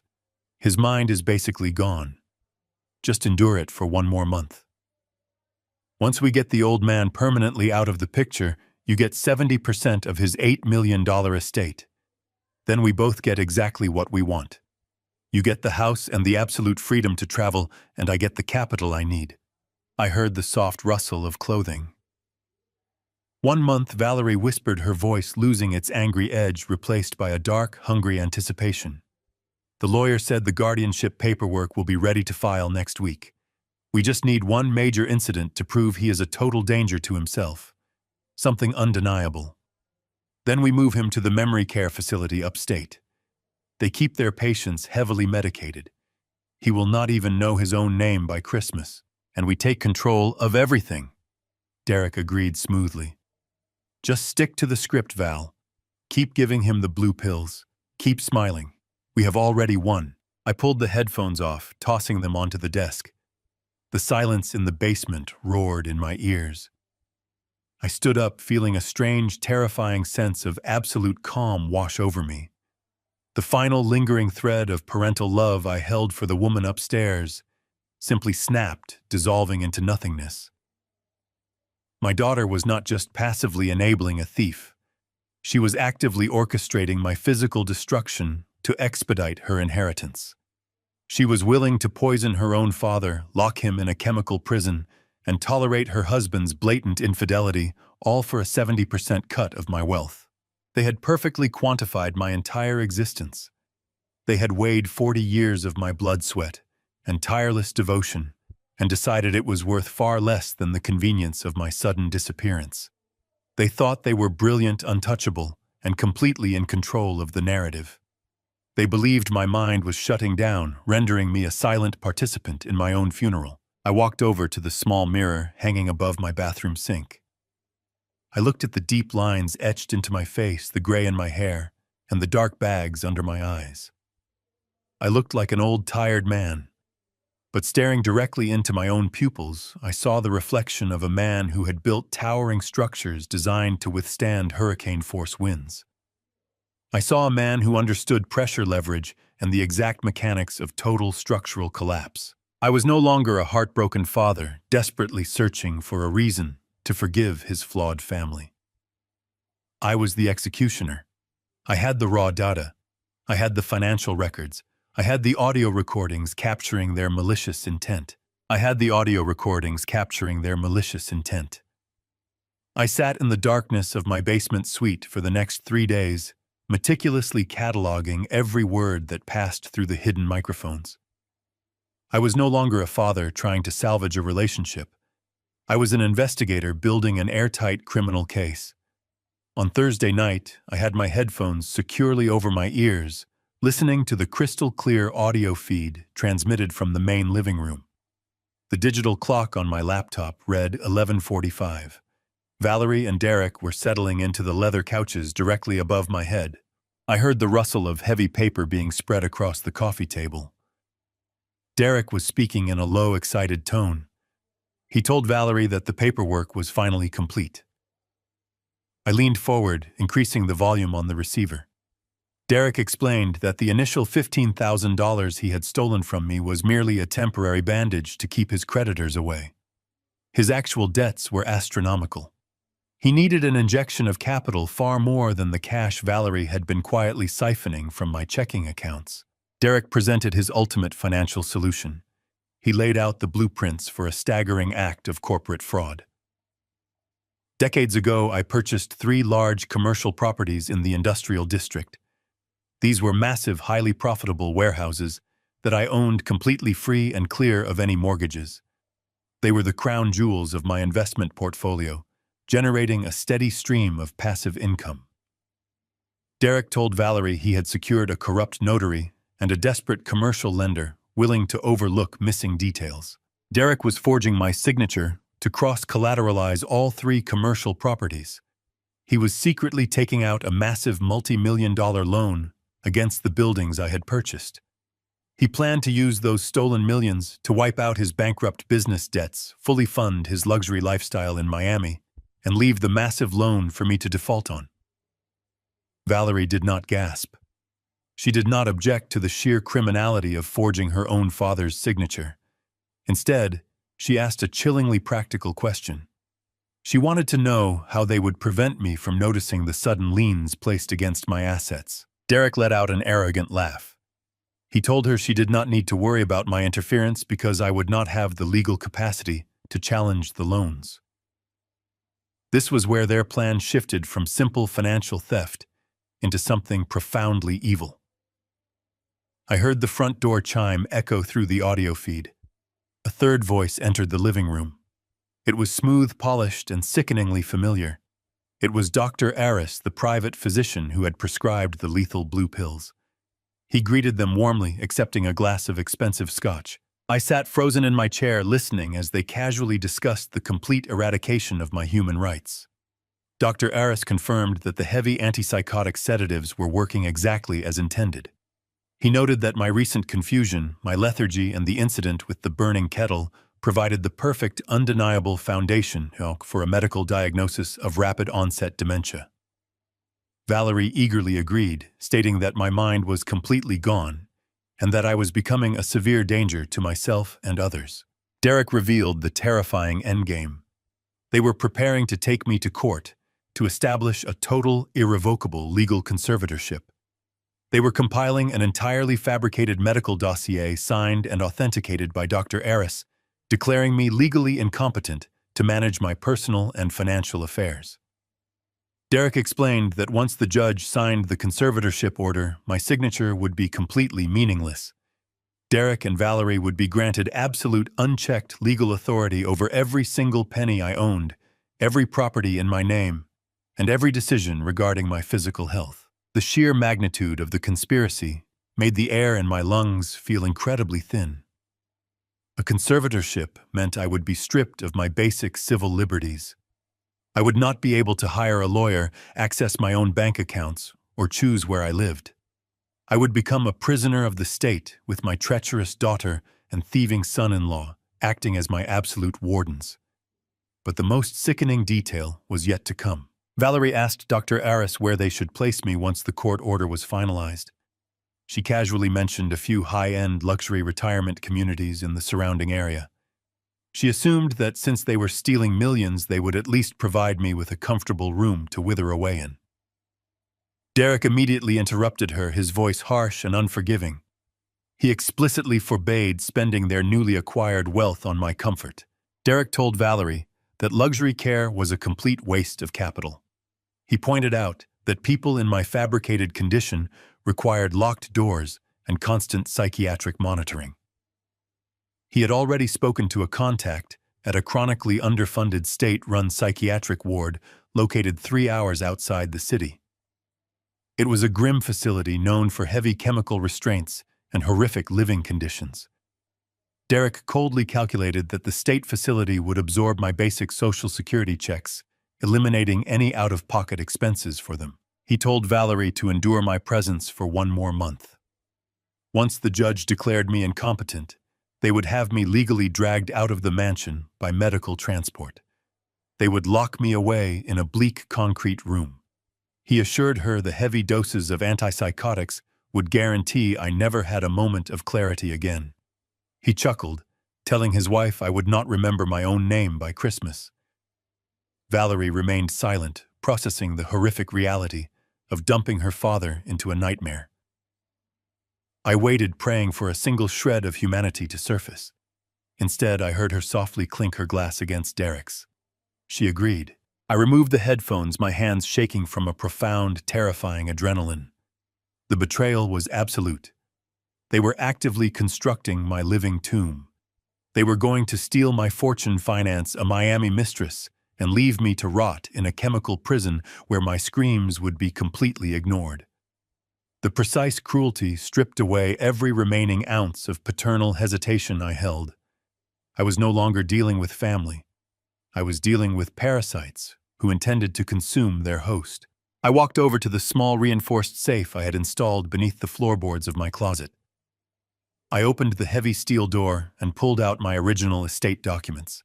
I gathered the blueprints of my commercial properties, the deep financial ledgers, and the certified toxicology report. I stacked the evidence neatly on my desk. Every single document was a loaded weapon. I retrieved my secure burner phone and powered it on dialing Mitchell's direct line. The time for waiting and gathering intelligence was officially over. It was time to strike before they could file their fabricated documents with the court. Mitchell answered immediately, his voice sharp and alert. I told him the entire scope of the conservatorship plot. I detailed the involvement of Dr. Aris and the impending fraudulent loans against my commercial warehouses. I heard my old friend curse quietly under his breath, recognizing the extreme danger of a legal conservatorship. If they filed that paperwork before we acted the legal battle to reverse, it would be incredibly long and potentially impossible given the false medical records they had manufactured. Mitchell, I need you to accelerate the timeline. I ordered, my voice ringing with the authority of a man going to war. I need the asset freeze injunctions filed the absolute second the courthouse opens on Monday morning. I need the restraining orders against Derek and Valerie finalized. And I want the district attorney notified of the massive corporate fraud and prescription tampering. We are dropping the hammer right now. Mitchell agreed, his tone reflecting my cold urgency.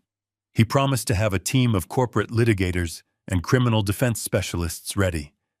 He told me to pack a bag and leave the mansion before the weekend was over, assuring me a secure location had been arranged for my safety. I declined his offer to run. I wanted to be standing in the center of the living room when the police arrived.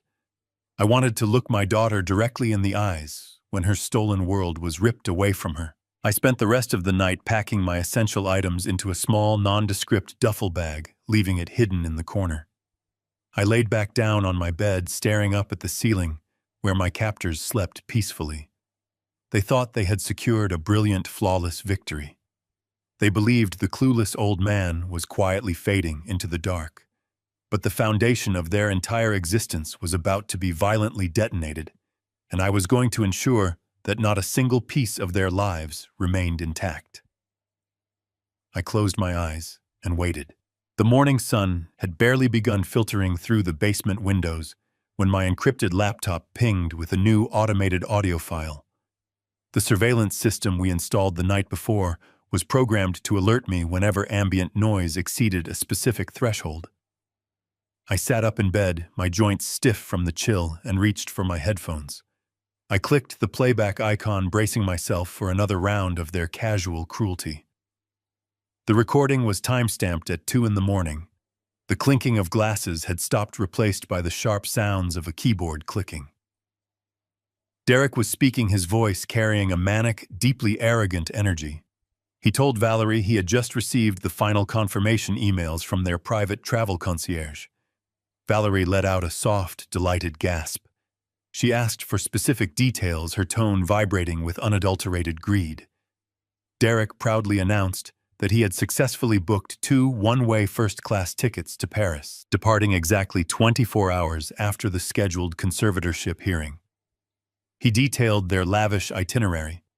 They would spend 2 weeks celebrating their newly acquired wealth in a luxury penthouse overlooking the Seine River, followed by a permanent relocation to the Mediterranean coast. He assured her the offshore banking channels were primed to receive the massive influx of capital from my fraudulently mortgaged commercial properties. Valerie asked almost as an afterthought about the logistics of my physical transfer to the state-run psychiatric facility. Derek dismissed her concern with a cruel, barking laugh. He explained that the private medical transport team was already fully compensated. They would arrive at the mansion, forcibly restrain me under the guise of an uncontrollable dementia episode, and transport me directly to the locked ward. He joked that the facility was so severely underfunded that they would confiscate my personal belongings immediately. He guaranteed I would not have access to a telephone to call a lawyer. They were not simply planning to steal my fortune and lock me away. They were planning to abandon me on a different continent, actively ensuring I would die alone, heavily sedated and entirely forgotten in a sterile concrete box. I sat in the dim light of my basement, letting the audio file loop a second time. I felt a profound shift occur deep within the center of my chest. Any lingering fragment of paternal hesitation I might have harbored was instantly eradicated. For days, I had operated under the protective shield of shock and defensive rage. Now, a freezing, absolute clarity washed over my nervous system. I realized with terrifying certainty that there was nothing left to salvage of my family. The young girl I had taught to ride a bicycle, the daughter I had proudly walked down the aisle, no longer existed. She had been entirely consumed by a monstrous parasite. I was looking at two incredibly dangerous predators actively tightening a lethal snare around my neck. They had meticulously calculated the value of my life and decided it was merely a stepping stone to a first-class cabin. I slowly removed the headphones, placing them gently on the wooden desk. I did not feel sorrow. I felt the immense, terrifying power of the man who has completely detached himself from his emotional vulnerabilities. I stood up, walked to the bathroom mirror, and splashed cold water on my face. I needed to be sharper than I had ever been in my professional career. I dressed carefully, choosing clothes that made me look slightly disheveled to maintain the illusion for the security cameras. I walked up to the kitchen, performed my shuffling routine for Valerie as she sipped her expensive espresso, and mumbled an excuse about wanting to sit in the backyard garden. Once safely outside, I bypassed the digital surveillance domes, slipped through the side gate, and walked briskly down the street to hail a taxi. The Rusty Spoon Diner was a relic nestled deep in the industrial district far away from the glossy neighborhoods Valerie and Derek frequented. The air smelled of old coffee and fried grease. I walked through the heavy glass door at exactly 2:00. I spotted Mitchell immediately. He was sitting in the furthest booth in the back corner, wearing a sharp gray suit that looked entirely out of place in the rundown establishment. He had a thick leather briefcase resting on the cracked vinyl seat beside him. I slid into the booth across from him, keeping my posture rigid and my expression unreadable. Mitchell ordered 2 black coffees from a passing waitress before leaning across the sticky table. He told me the emergency injunctions were drafted and ready to be filed with the federal court. He had coordinated with a team of aggressive corporate litigators and criminal prosecutors. He assured me that the moment we submitted the evidence, Derek and Valerie would be arrested for financial fraud, elder abuse, and attempted chemical endangerment. He looked at me with deep concern, asking if I was truly ready to pull the trigger and send my only daughter to a federal penitentiary. I looked back at my oldest friend, my face a mask of stone. I calmly recounted the final audio file I had captured just hours earlier. I detailed the one-way first-class tickets to Paris, the relocation plan, and their laughing dismissal of my impending confinement in a locked psychiatric ward. I watched the blood drain from Mitchell's face as he registered the magnitude of their cruelty. His professional demeanor cracked, replaced by genuine visceral horror. He reached for his heavy leather briefcase, his hands moving with frantic, angry energy. He stated we needed to call the district attorney immediately. He wanted them in handcuffs before the sun went down. I raised my hand, stopping him instantly. I told him we were not filing police reports yet. Simply throwing them into a jail cell was too easy and swift. If we arrested them now, the banks would freeze everything, the loans would cancel, and they would cry for sympathy. I wanted them to feel the terror they had planned for me. I pulled a blueprint from my pocket and spread it across the table. I looked Mitchell in the eyes and formulated a perfectly legal, destructive financial maneuver. I explained that Derek was relying on my commercial properties to collateralize his fraudulent loans. He needed those buildings to act as the concrete foundation for his stolen millions. I instructed Mitchell to transfer the titles of all 3 warehouses into an irrevocable blind trust, an entity immune to outside claims. We would execute the transfer the second before Derek's loans were officially approved. By the time the capital hit Derek's accounts, the collateral backing them would vanish. The commercial bank would trigger a catastrophic default clause. They would aggressively target Derek and Valerie. They would seize the mansion, liquidate their accounts, and destroy their financial existence. I wanted them to board their flight only to have their cards declined at the gate, surrounded by agents holding warrants for bank fraud. I told him to prepare the trust documents. We would let them steal an absolute fortune and then expertly remove the floor from beneath their feet. I left the diner that afternoon with a singular, terrifying focus. Monday morning arrived with a cold rain that washed the Seattle streets clean. I was sitting in Mitchell's private downtown office long before his support staff arrived. We sat in the quiet boardroom surrounded by thick glass and heavy oak, and we began the systematic dismantling of my treacherous family. The first step required pure, unadulterated capital, the kind of liquid wealth that leaves absolutely no paper trail for Derek to uncover. Decades ago, during a highly lucrative international engineering project, I had established a private, secure holding account in Zurich. It was a completely legal, tax-compliant reservoir of emergency funds that I had simply never touched, and more importantly, never mentioned to Valerie. I authorized Mitchell to liquidate the entire account. Within 2 hours, a massive sum of clean, untraceable capital was wired directly into a newly formed domestic entity. We named it Obsidian Asset Management, a blind limited liability company registered in a corporate-friendly state, deliberately designed to obscure its true ownership. On paper, Obsidian Asset Management was just another aggressive, faceless private equity firm looking to acquire distressed real estate portfolios. In reality, it was a highly targeted precision weapon pointed directly at my daughter's lavish lifestyle. With the corporate vehicle fully operational and heavily funded, Mitchell deployed his senior financial analysts to probe the exact status of the massive mansion Valerie and Derek called their home. The multi-million-dollar estate in the gated community was the physical manifestation of their arrogant pride. They loved to host extravagant parties there, projecting an image of immense self-made success. However, beneath the polished marble floors and the imported chandeliers, the foundation was severely cracked. They did not own the property outright. They were currently carrying a remaining 20% mortgage, a substantial sum they had carelessly ignored while draining their income to fund Derek's failing business and his Miami mistress. This remaining mortgage was the critical, vulnerable load-bearing pillar I needed to strike. Mitchell's team quickly discovered a beautiful, fatal flaw in Derek's recent financial maneuvering. When Derek had desperately attempted to use my 3 commercial warehouses as cross-collateral for his new fraudulent loans, he had been forced to submit comprehensive personal financial disclosures to the commercial lenders. He had aggressively overstated his assets and blatantly lied about his liquidity. In the rigidly structured world of high finance, this constitutes a severe violation of the standard covenants attached to his primary residential mortgage.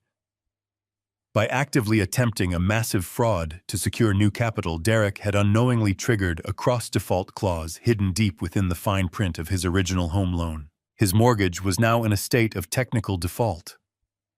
The bank holding the note on their spectacular mansion had not yet initiated formal foreclosure proceedings, but the debt had been internally classified as highly toxic and severely distressed.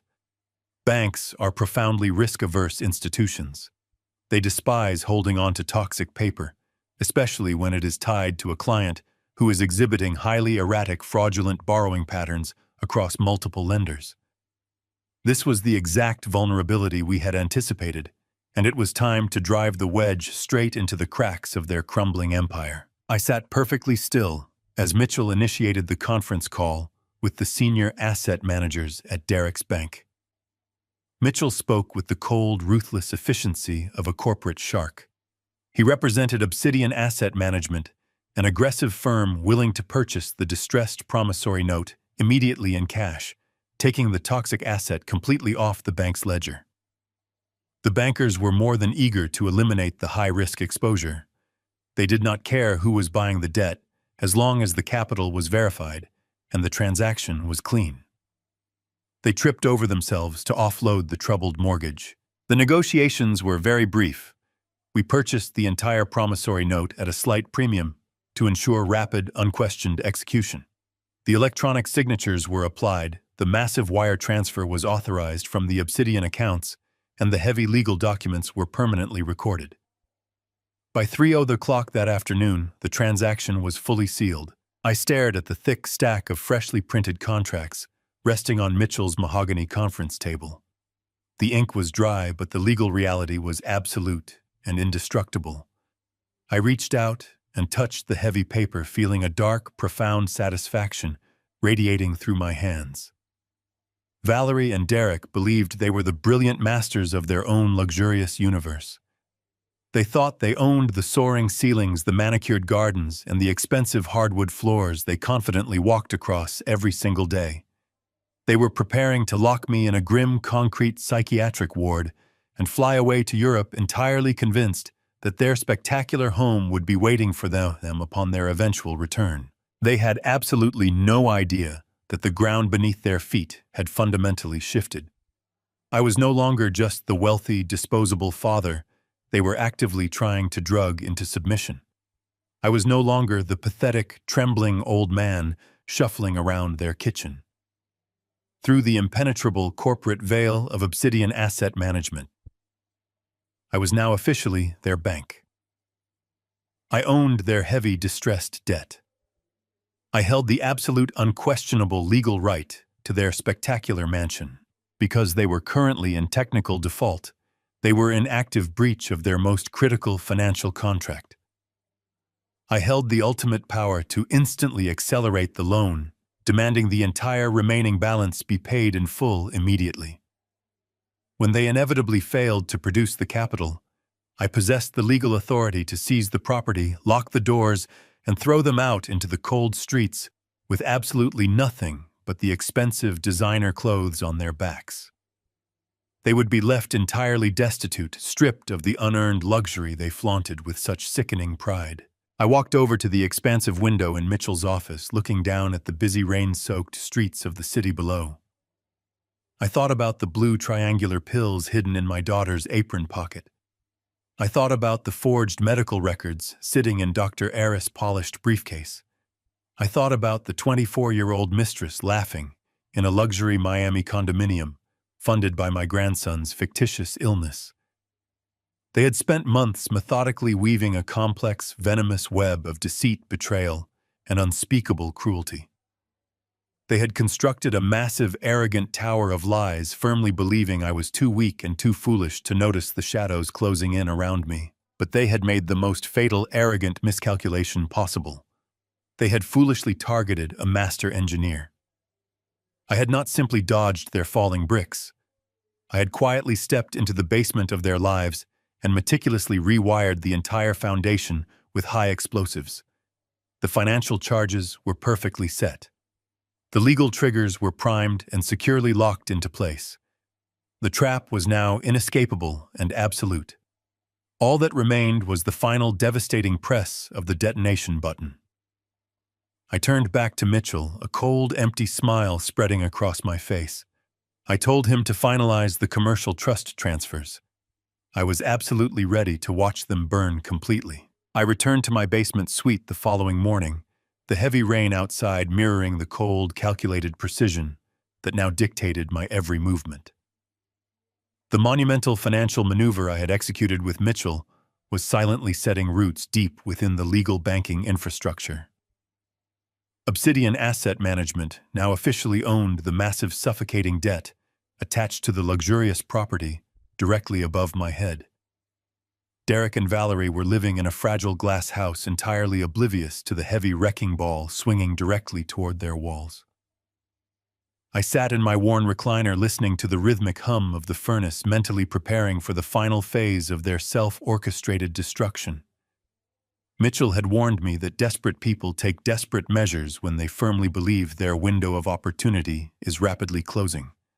I knew they would attempt one last, aggressive push to secure total control before their fabricated conservatorship hearing was officially scheduled. I did not have to wait long for their next calculated move. Around 10 o'clock, the heavy wooden door at the top of the basement stairs creaked open. I heard the slow, deliberate rhythm of footsteps descending the wooden treads. It was a calculated, heavy walk, intentionally designed to project immense sorrow and deep carrying burden. Valerie stepped into the dim light of my living quarters. She was dressed in a soft, oversized cashmere sweater, her hair pulled back loosely, her face completely stripped of its usual vibrant makeup. It was a masterful, highly theatrical presentation of an exhausted, devoted daughter, carrying the immense weight of the world on her shoulders. She held a thick manila folder clutched tightly against her chest. I remained seated in my recliner, letting my shoulders slump forward, forcing my breathing to become shallow and uneven. I widened my eyes, projecting the hollow, vacant stare of an old man whose cognitive foundation was severely crumbling. "Dad," Valerie whispered, her voice trembling with a perfectly calibrated, artificial fragility. She crossed the room and knelt on the carpet beside my chair, placing her warm hand gently over my cold knuckles. "Are you awake? Did you sleep well down here?" I blinked slowly, letting a long, vacant moment pass, before I turned my head to look at her. I slept. I mumbled, my voice intentionally raspy and weak. "But my mind feels incredibly foggy today, Valerie. Everything feels so distant and heavy." Valerie squeezed my hand, letting a single meticulously manufactured tear slide down her pale cheek. "I know, Dad," she said softly, her voice thick with fake emotion. "Derek and I have been so incredibly worried about you lately. We see how much you are struggling to remember simple things, how confused you get during the day. It breaks my heart to watch you fight this terrible decline alone." She paused, letting the heavy silence fill the room, ensuring her words sank deep into my supposedly fragile mind. She opened the manila folder, sliding a crisp white legal document onto my lap. "That is why I am here, Dad," she continued, her tone shifting into a gentle, reassuring cadence. "I want to help you. I want to take all this heavy burden off your tired shoulders. This is just a simple medical proxy and financial assistance form. It just gives me the legal ability to talk to your doctors, pick up your new prescriptions, and help manage the complex bank accounts so you do not have to worry about missing any important payments. It is just a safety net, Dad. Just until you feel stronger and your memory comes back to you." I stared down at the dense legal jargon printed on the page. It was not a simple medical proxy. It was a comprehensive, irrevocable power of attorney. It was the absolute surrender of my entire estate, my physical autonomy, and my legal rights. It was the key to their European escape, the final document they needed to empty my massive accounts before they officially locked me away in a state-run psychiatric facility. I looked up at her, eyes brimming with entirely fabricated, desperate gratitude. "You are such a good daughter, Valerie," I whispered, letting my chin tremble slightly. "I do not know what I would do without you and Derek looking out for me." Valerie smiled, a sweet, comforting expression that entirely masked the venomous predator lurking directly beneath her skin. "You never have to worry about being alone, Dad," she lied smoothly. "We are going to take perfect care of you. Just sign right here on the bottom line, and I will handle absolutely everything else." She reached into her pocket to retrieve a pen, but I slowly raised my trembling left hand to stop her. "It is okay, sweetheart," I mumbled, reaching into my own breast pocket. "I have my lucky pen right here." I pulled out a sleek, heavy silver fountain pen. To Valerie, it looked like a standard high-end writing instrument, the kind a retired civil engineer might carry for decades. She had absolutely no idea that this specific pen was a highly specialized tool provided to me by Mitchell during our covert meeting at the diner. It was a sophisticated friction pen engineered with a highly volatile thermosensitive chemical compound. The ink flowed dark and rich onto the paper, indistinguishable from standard ballpoint ink. However, the chemical structure was incredibly unstable at average room temperature. Within exactly 24 hours of exposure to the ambient air, the molecular bonds of the ink would completely dissolve, rendering the signature entirely invisible. The paper would revert to a pristine blank state, leaving absolutely no trace of pressure or residue. It was a magnificent piece of deceptive technology designed perfectly for a moment exactly like this. I uncapped the heavy silver pen, my hands shaking with a flawless, Oscar-worthy performance of a terrified, declining old man. I slowly lowered the tip to the signature line at the bottom of the irrevocable power of attorney document. I pressed the nib against the crisp white paper, intentionally making my signature jagged, slow, and unsteady, perfectly mimicking the declining motor skills associated with severe neurological decay. I carefully traced every letter of my name, ensuring the dark, rich ink soaked deeply into the fibers of the document. Valerie watched my trembling hand with breathless, greedy anticipation. I could practically hear her heart pounding with dark excitement. As I completed the final loop of my surname, she let out a long, quiet sigh of profound relief. The trap she had meticulously built over months of deceit was finally snapping shut. I placed the cap back on the silver pen, my breathing heavy and labored. I slowly handed the signed document back to my daughter. "There you go, Valerie," I whispered softly, leaning my head back against the worn fabric of the recliner. "Thank you for being so strong for me. Thank you for protecting your old father."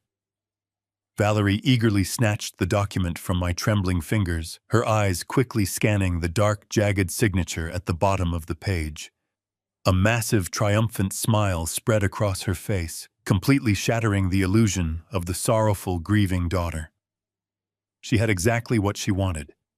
She had the absolute key to my entire life and work. "I love you so much, Dad," Valerie said quickly, sliding the signed document back into the thick manila folder and clutching it tightly against her chest. "You just close your eyes and rest now. Do not worry about a single thing.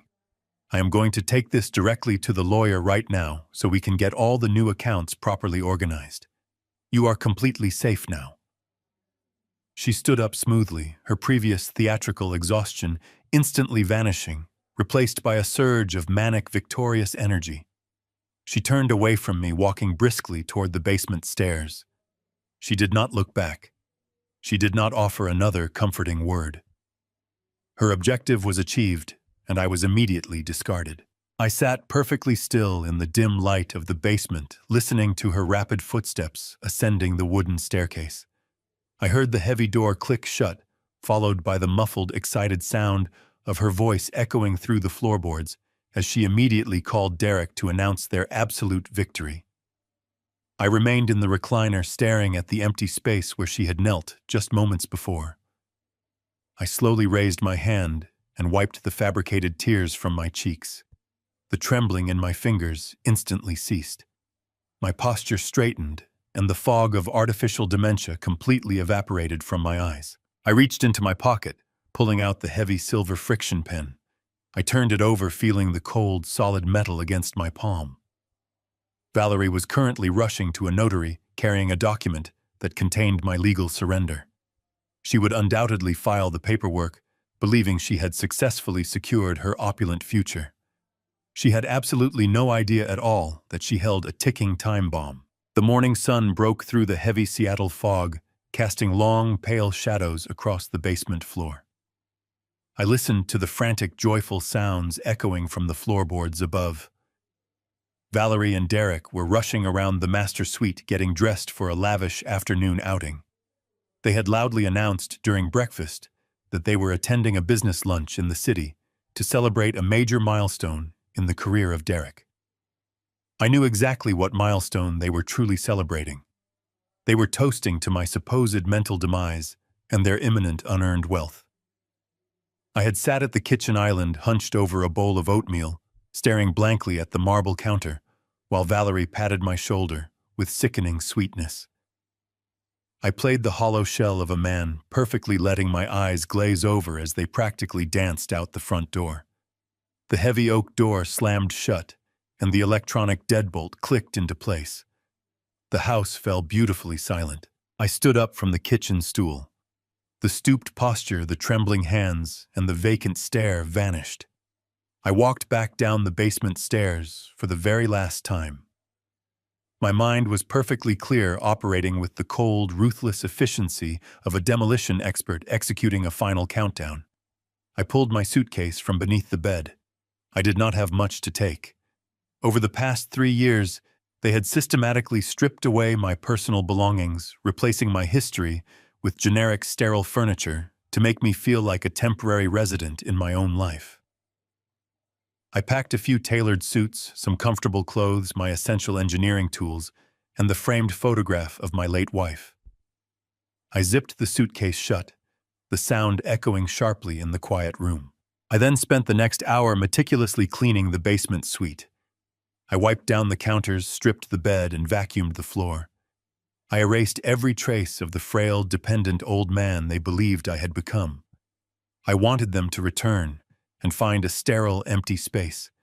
I wanted the physical emptiness of the room to mirror the devastating void they were about to experience in their own lives. When I was satisfied with the immaculate state of the basement, I grabbed my suitcase and walked up the stairs, leaving the door wide open behind me. I walked through the expansive living room, my footsteps heavy and deliberate on the imported hardwood floors. I entered the pristine home office of Valerie. It was a room designed purely for aesthetic dominance, featuring a massive glass desk, white leather chairs, and shelves lined with unread decorative books. I placed my suitcase by the door and approached her perfectly organized desk. I carried a thick, heavy manila envelope in my left hand. This was the payload. This was the precise instrument of their absolute destruction. I carefully opened the clasp of the envelope and slid the documents out, arranging them in a very specific, deliberate sequence on the center of the glass desk. I wanted the psychological impact to be layered, escalating from shock to absolute terror. The first document I placed precisely in the center was the official notice from Obsidian Asset Management. It was printed on heavy watermarked legal paper. It detailed the immediate acceleration of their mortgage note due to cross-default violations and blatant financial fraud. It stated clearly that Obsidian Asset Management, an entity completely owned and operated by Harrison Vales, was seizing the property. The bold black text at the bottom gave them exactly 72 hours to vacate the premises before law enforcement would physically remove them. There would be no negotiation, no extensions, and no legal loopholes. They were being violently evicted from their own fraudulent castle by the man they thought they had chemically lobotomized. Beside the foreclosure notice, I laid down the second layer of their ruin. I spread out a series of high-resolution glossy photographs the private investigator of Mitchell had captured in Florida. They showed Derek laughing on the balcony of the luxury Miami condominium, holding a glass of champagne with his arm wrapped tightly around his young, beautiful mistress. I placed the detailed wire transfer receipts directly beneath the photos. These documents explicitly traced the $15,000 I had given Derek to supposedly save the life of my grandson straight into the leasing office of that beachfront apartment. Valerie had already accepted his infidelity in exchange for a massive payout, but seeing the visual proof of his betrayal, coupled with the realization that the promised payout was now completely gone, would shatter whatever toxic alliance they had formed. Derek had no money, no business, and now no secret getaway.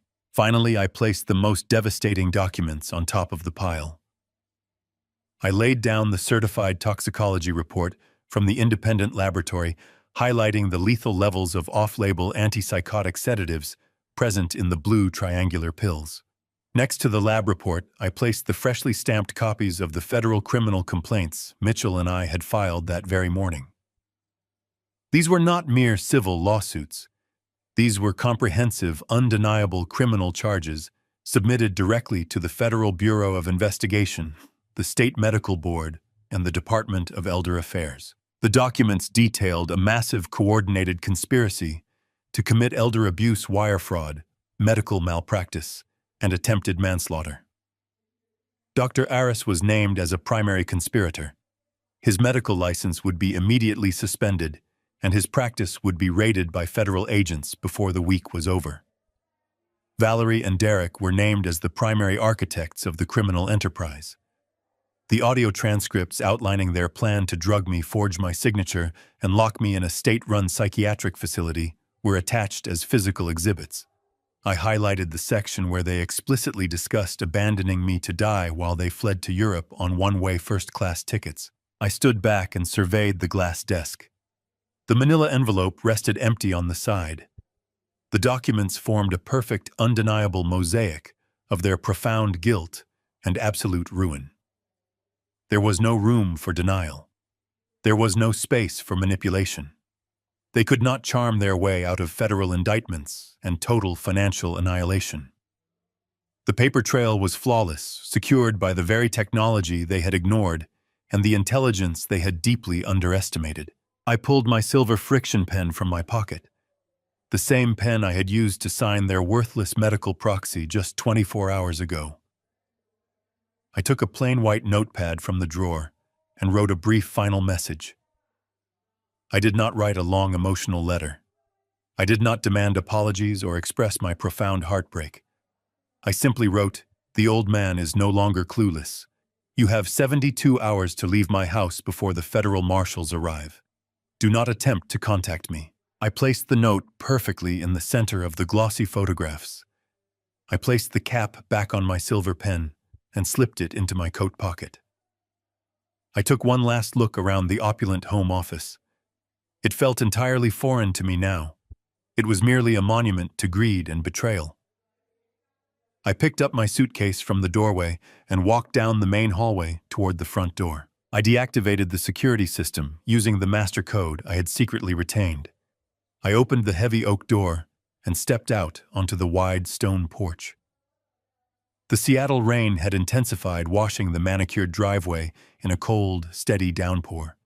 The freezing air hit my lungs, feeling sharper and cleaner than it had in over 3 years. I did not look back at the massive, luxurious house. It was no longer my home. It was simply a crime scene waiting for the authorities to arrive. A sleek black town car was idling quietly at the end of the long driveway, exactly where Mitchell had arranged for it to be. I walked down the wet pavement, my footsteps steady and rhythmic. The driver stepped out, opening the rear door for me and taking my single suitcase. I slid into the warm leather seat, pulling the heavy door shut. As the large car rolled forward, pulling out of the gated community and merging onto the busy highway, I felt the crushing, suffocating weight of the past 3 years simply lift off my chest. I had walked into that house as a grieving father desperately seeking the love of a broken family. I was leaving it as a survivor, a man who had stared into the darkest depths of human greed and successfully engineered his own escape. The explosive payload was sitting perfectly centered on the pristine glass desk, silently ticking down to absolute zero. They had wanted to completely erase my existence and steal my entire legacy. Instead, they were about to return to a completely annihilated future. My new peaceful life had officially and finally begun right here today. The sleek black town car glided seamlessly through the morning traffic, carrying me away from the toxic epicenter of my past. The steady rhythm of the windshield wipers brushing away the cold Seattle rain felt like a metronome marking the first precious seconds of my actual freedom. I watched the dense gray skyline fade in the rearview mirror, replaced by the sprawling modern architecture of the Seattle-Tacoma International Airport. The driver navigated toward the exclusive first-class drop-off terminal, opening my door with a respectful nod. I handed him a generous cash tip, grabbed my single, unassuming suitcase, and walked through the sliding glass doors into the brightly lit concourse. I did not feel the heavy, dragging exhaustion that had plagued my bones for the last 3 years. My stride was brisk, my posture was perfectly straight, and my mind was sharper than it had ever been in my entire professional career as a structural engineer. I effortlessly cleared the expedited security checkpoint and made my way up the carpeted stairs to the private first-class departure lounge. The atmosphere inside was a sanctuary of hushed voices, soft jazz music, and the faint, pleasant aroma of roasted coffee and fresh citrus. I found a secluded, comfortable leather armchair, positioned directly against the massive floor-to-ceiling windows overlooking the busy tarmac. I settled into the plush seat, exhaling a long, deep breath of pure relief. A polite attendant in a crisp uniform approached, offering me a warm towel and a comprehensive beverage menu. I ordered a Mai Tai, savoring the sweet tropical irony of the choice. I was scheduled to board a direct, luxurious flight to Hawaii in less than 2 hours. It was a beautiful destination I had once promised my late wife. We would visit, a sacred promise I was finally keeping, albeit under completely different circumstances than we had originally planned when she was alive. The amber liquid of the cocktail arrived, catching the ambient light as I took my first slow, deliberate sip. The rum burned pleasantly down my throat, providing a warm, comforting contrast to the icy, ruthless calculations I had just successfully executed. For a very long time, I simply sat there in perfect silence, watching the massive commercial jetliners taxi across the wet pavement, lifting their immense heavy weight into the cloudy sky. I was entirely untethered from the heavy, suffocating burdens of my previous miserable existence. But I knew the spectacular shockwave I had meticulously engineered was currently detonating miles away in that pristine, fraudulent home office. I reached into the inner breast pocket of my tailored suit jacket and pulled out the secure burner phone Mitchell had provided. The small digital screen was pitch dark. I pressed the power button, holding the compact device in my palm as the operating system slowly booted up. Almost immediately, the phone began to vibrate violently in my hand, a sustained, frantic buzzing that felt exactly like a captured, desperate insect trying to escape. The red notification counter rapidly climbed. I had exactly 45 missed calls. They were all routed through the encrypted forwarding number Mitchell had strategically embedded in the final eviction notice I left behind. The digital timeline painted a perfect, undeniable, and highly satisfying picture of their absolute panic. The first cluster of calls began precisely 40 minutes after I had left the mansion. That was the exact window of time I had calculated for their celebratory business lunch to conclude. They had walked back into the house feeling incredibly victorious, only to find the payload waiting on the glass desk. I ignored the missed call logs and opened the voicemail inbox. There were 5 distinct audio messages. I lifted the phone to my ear, my expression completely serene, like a man listening to a distant, irrelevant weather report. The first voicemail was a chaotic, beautiful symphony of pure, unadulterated rage. Valerie was not simply crying. She was screaming with a guttural, terrifying, and explosive intensity. The target of her absolute, unhinged fury was not me, but Derek. I heard the sharp, violent sound of thick glass shattering against a hard wall in the background. She had obviously seen the glossy, high-resolution photographs of her husband embracing his 24-year-old Miami mistress.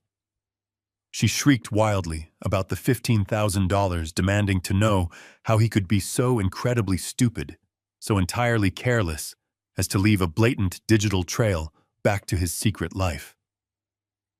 Derek was shouting over her, his voice cracking with defensive, pathetic panic, desperately trying to construct a flimsy lie that the photographs were digitally altered by me. Valerie was not listening to his pathetic excuses. Their toxic, parasitic alliance had instantly evaporated the very second the stolen money permanently vanished from their future. I pressed a small button to skip to the next message. The audio shifted dramatically. The screaming argument had completely subsided, replaced by the terrifying, suffocating realization of their impending legal doom. This time it was Derek leaving the desperate message. His usual polished, arrogant baritone was completely and utterly gone. He sounded exactly like a cornered, terrified animal. He was hyperventilating heavily, struggling to form a single coherent sentence. He stammered frantically about the cross-default notice from Obsidian Asset Management. He demanded to know how I had discovered the hidden corporate mechanisms, begging me repeatedly to call off the commercial lenders.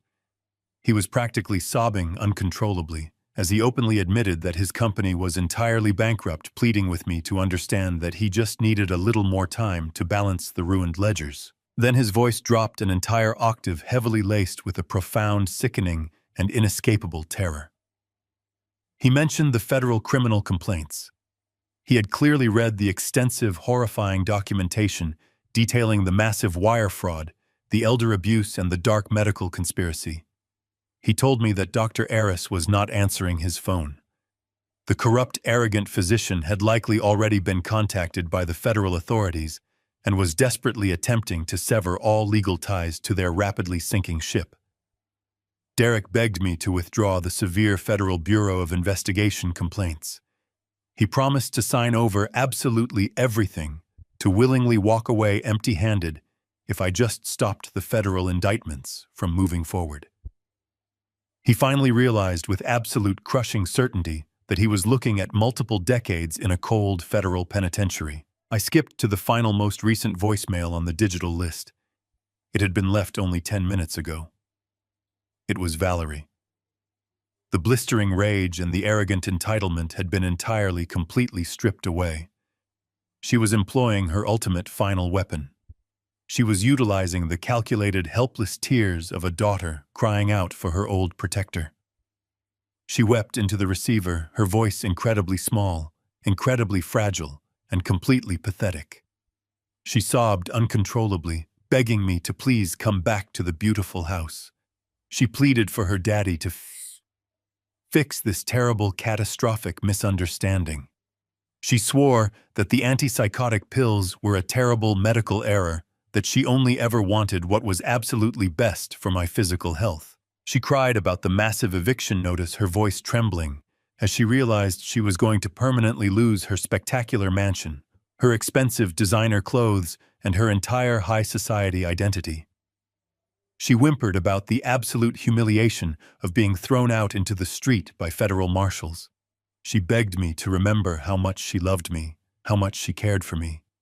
She was desperately clinging to the very emotional vulnerability she had spent 3 years actively trying to weaponize and exploit. I listened to her desperate, sobbing pleas, without a single flinch of hesitation or regret. My heart remained a steady, calm, slow rhythm.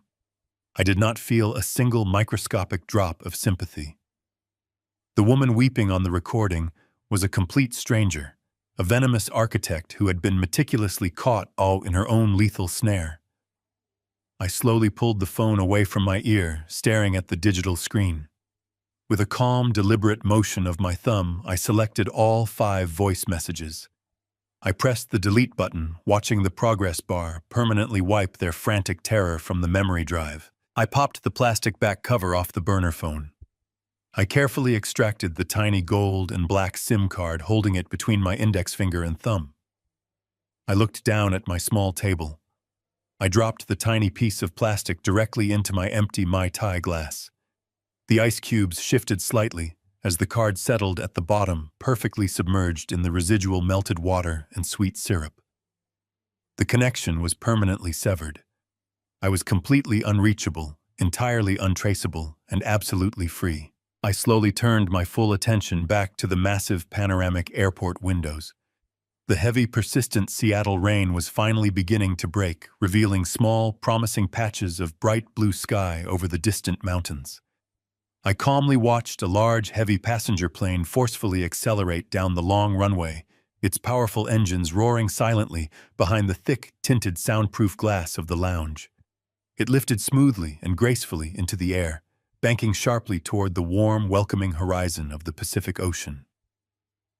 I leaned back in my comfortable leather chair, adjusting my tailored cuffs, feeling the deep, profound, unparalleled satisfaction of absolute, unwavering justice.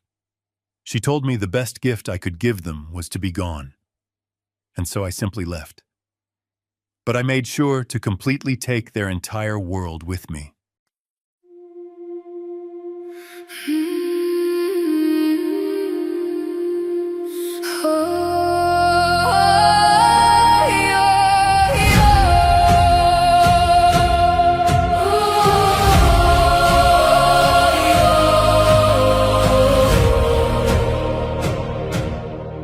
I used to ride upon your shoulders, thinking you could touch the sky. Every road felt less uncertain when I saw the world through your eyes. You were stronger than the mountains, taller than the northern pines. And when the winter winds were coming, you would stand between them and I. Time kept moving like the river, years slipped slowly out to sea. But no matter where life took me, you were always part of me. I am my father's daughter, in every step I take, in every time I choose to stand. When it's easier to break, I carry your courage in my heart, your fire inside my soul. And though the years keep moving on, your love still leads me home.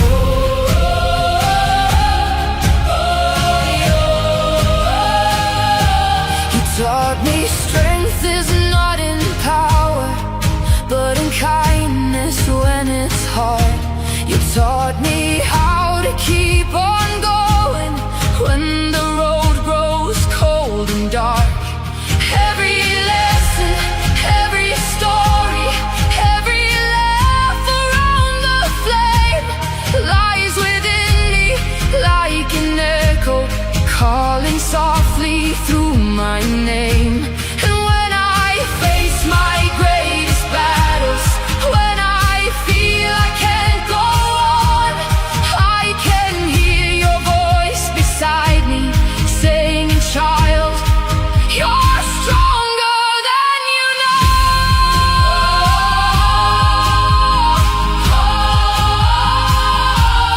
I am my Father's daughter, in every step I take, in every time I choose to stand.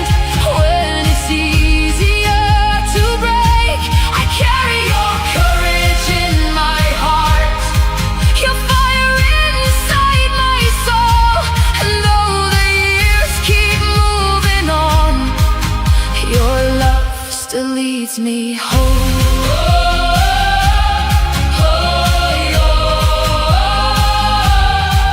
One day the snow will cover footprints, one day the fire will burn low, but the things a father gives his daughter are the things that never go.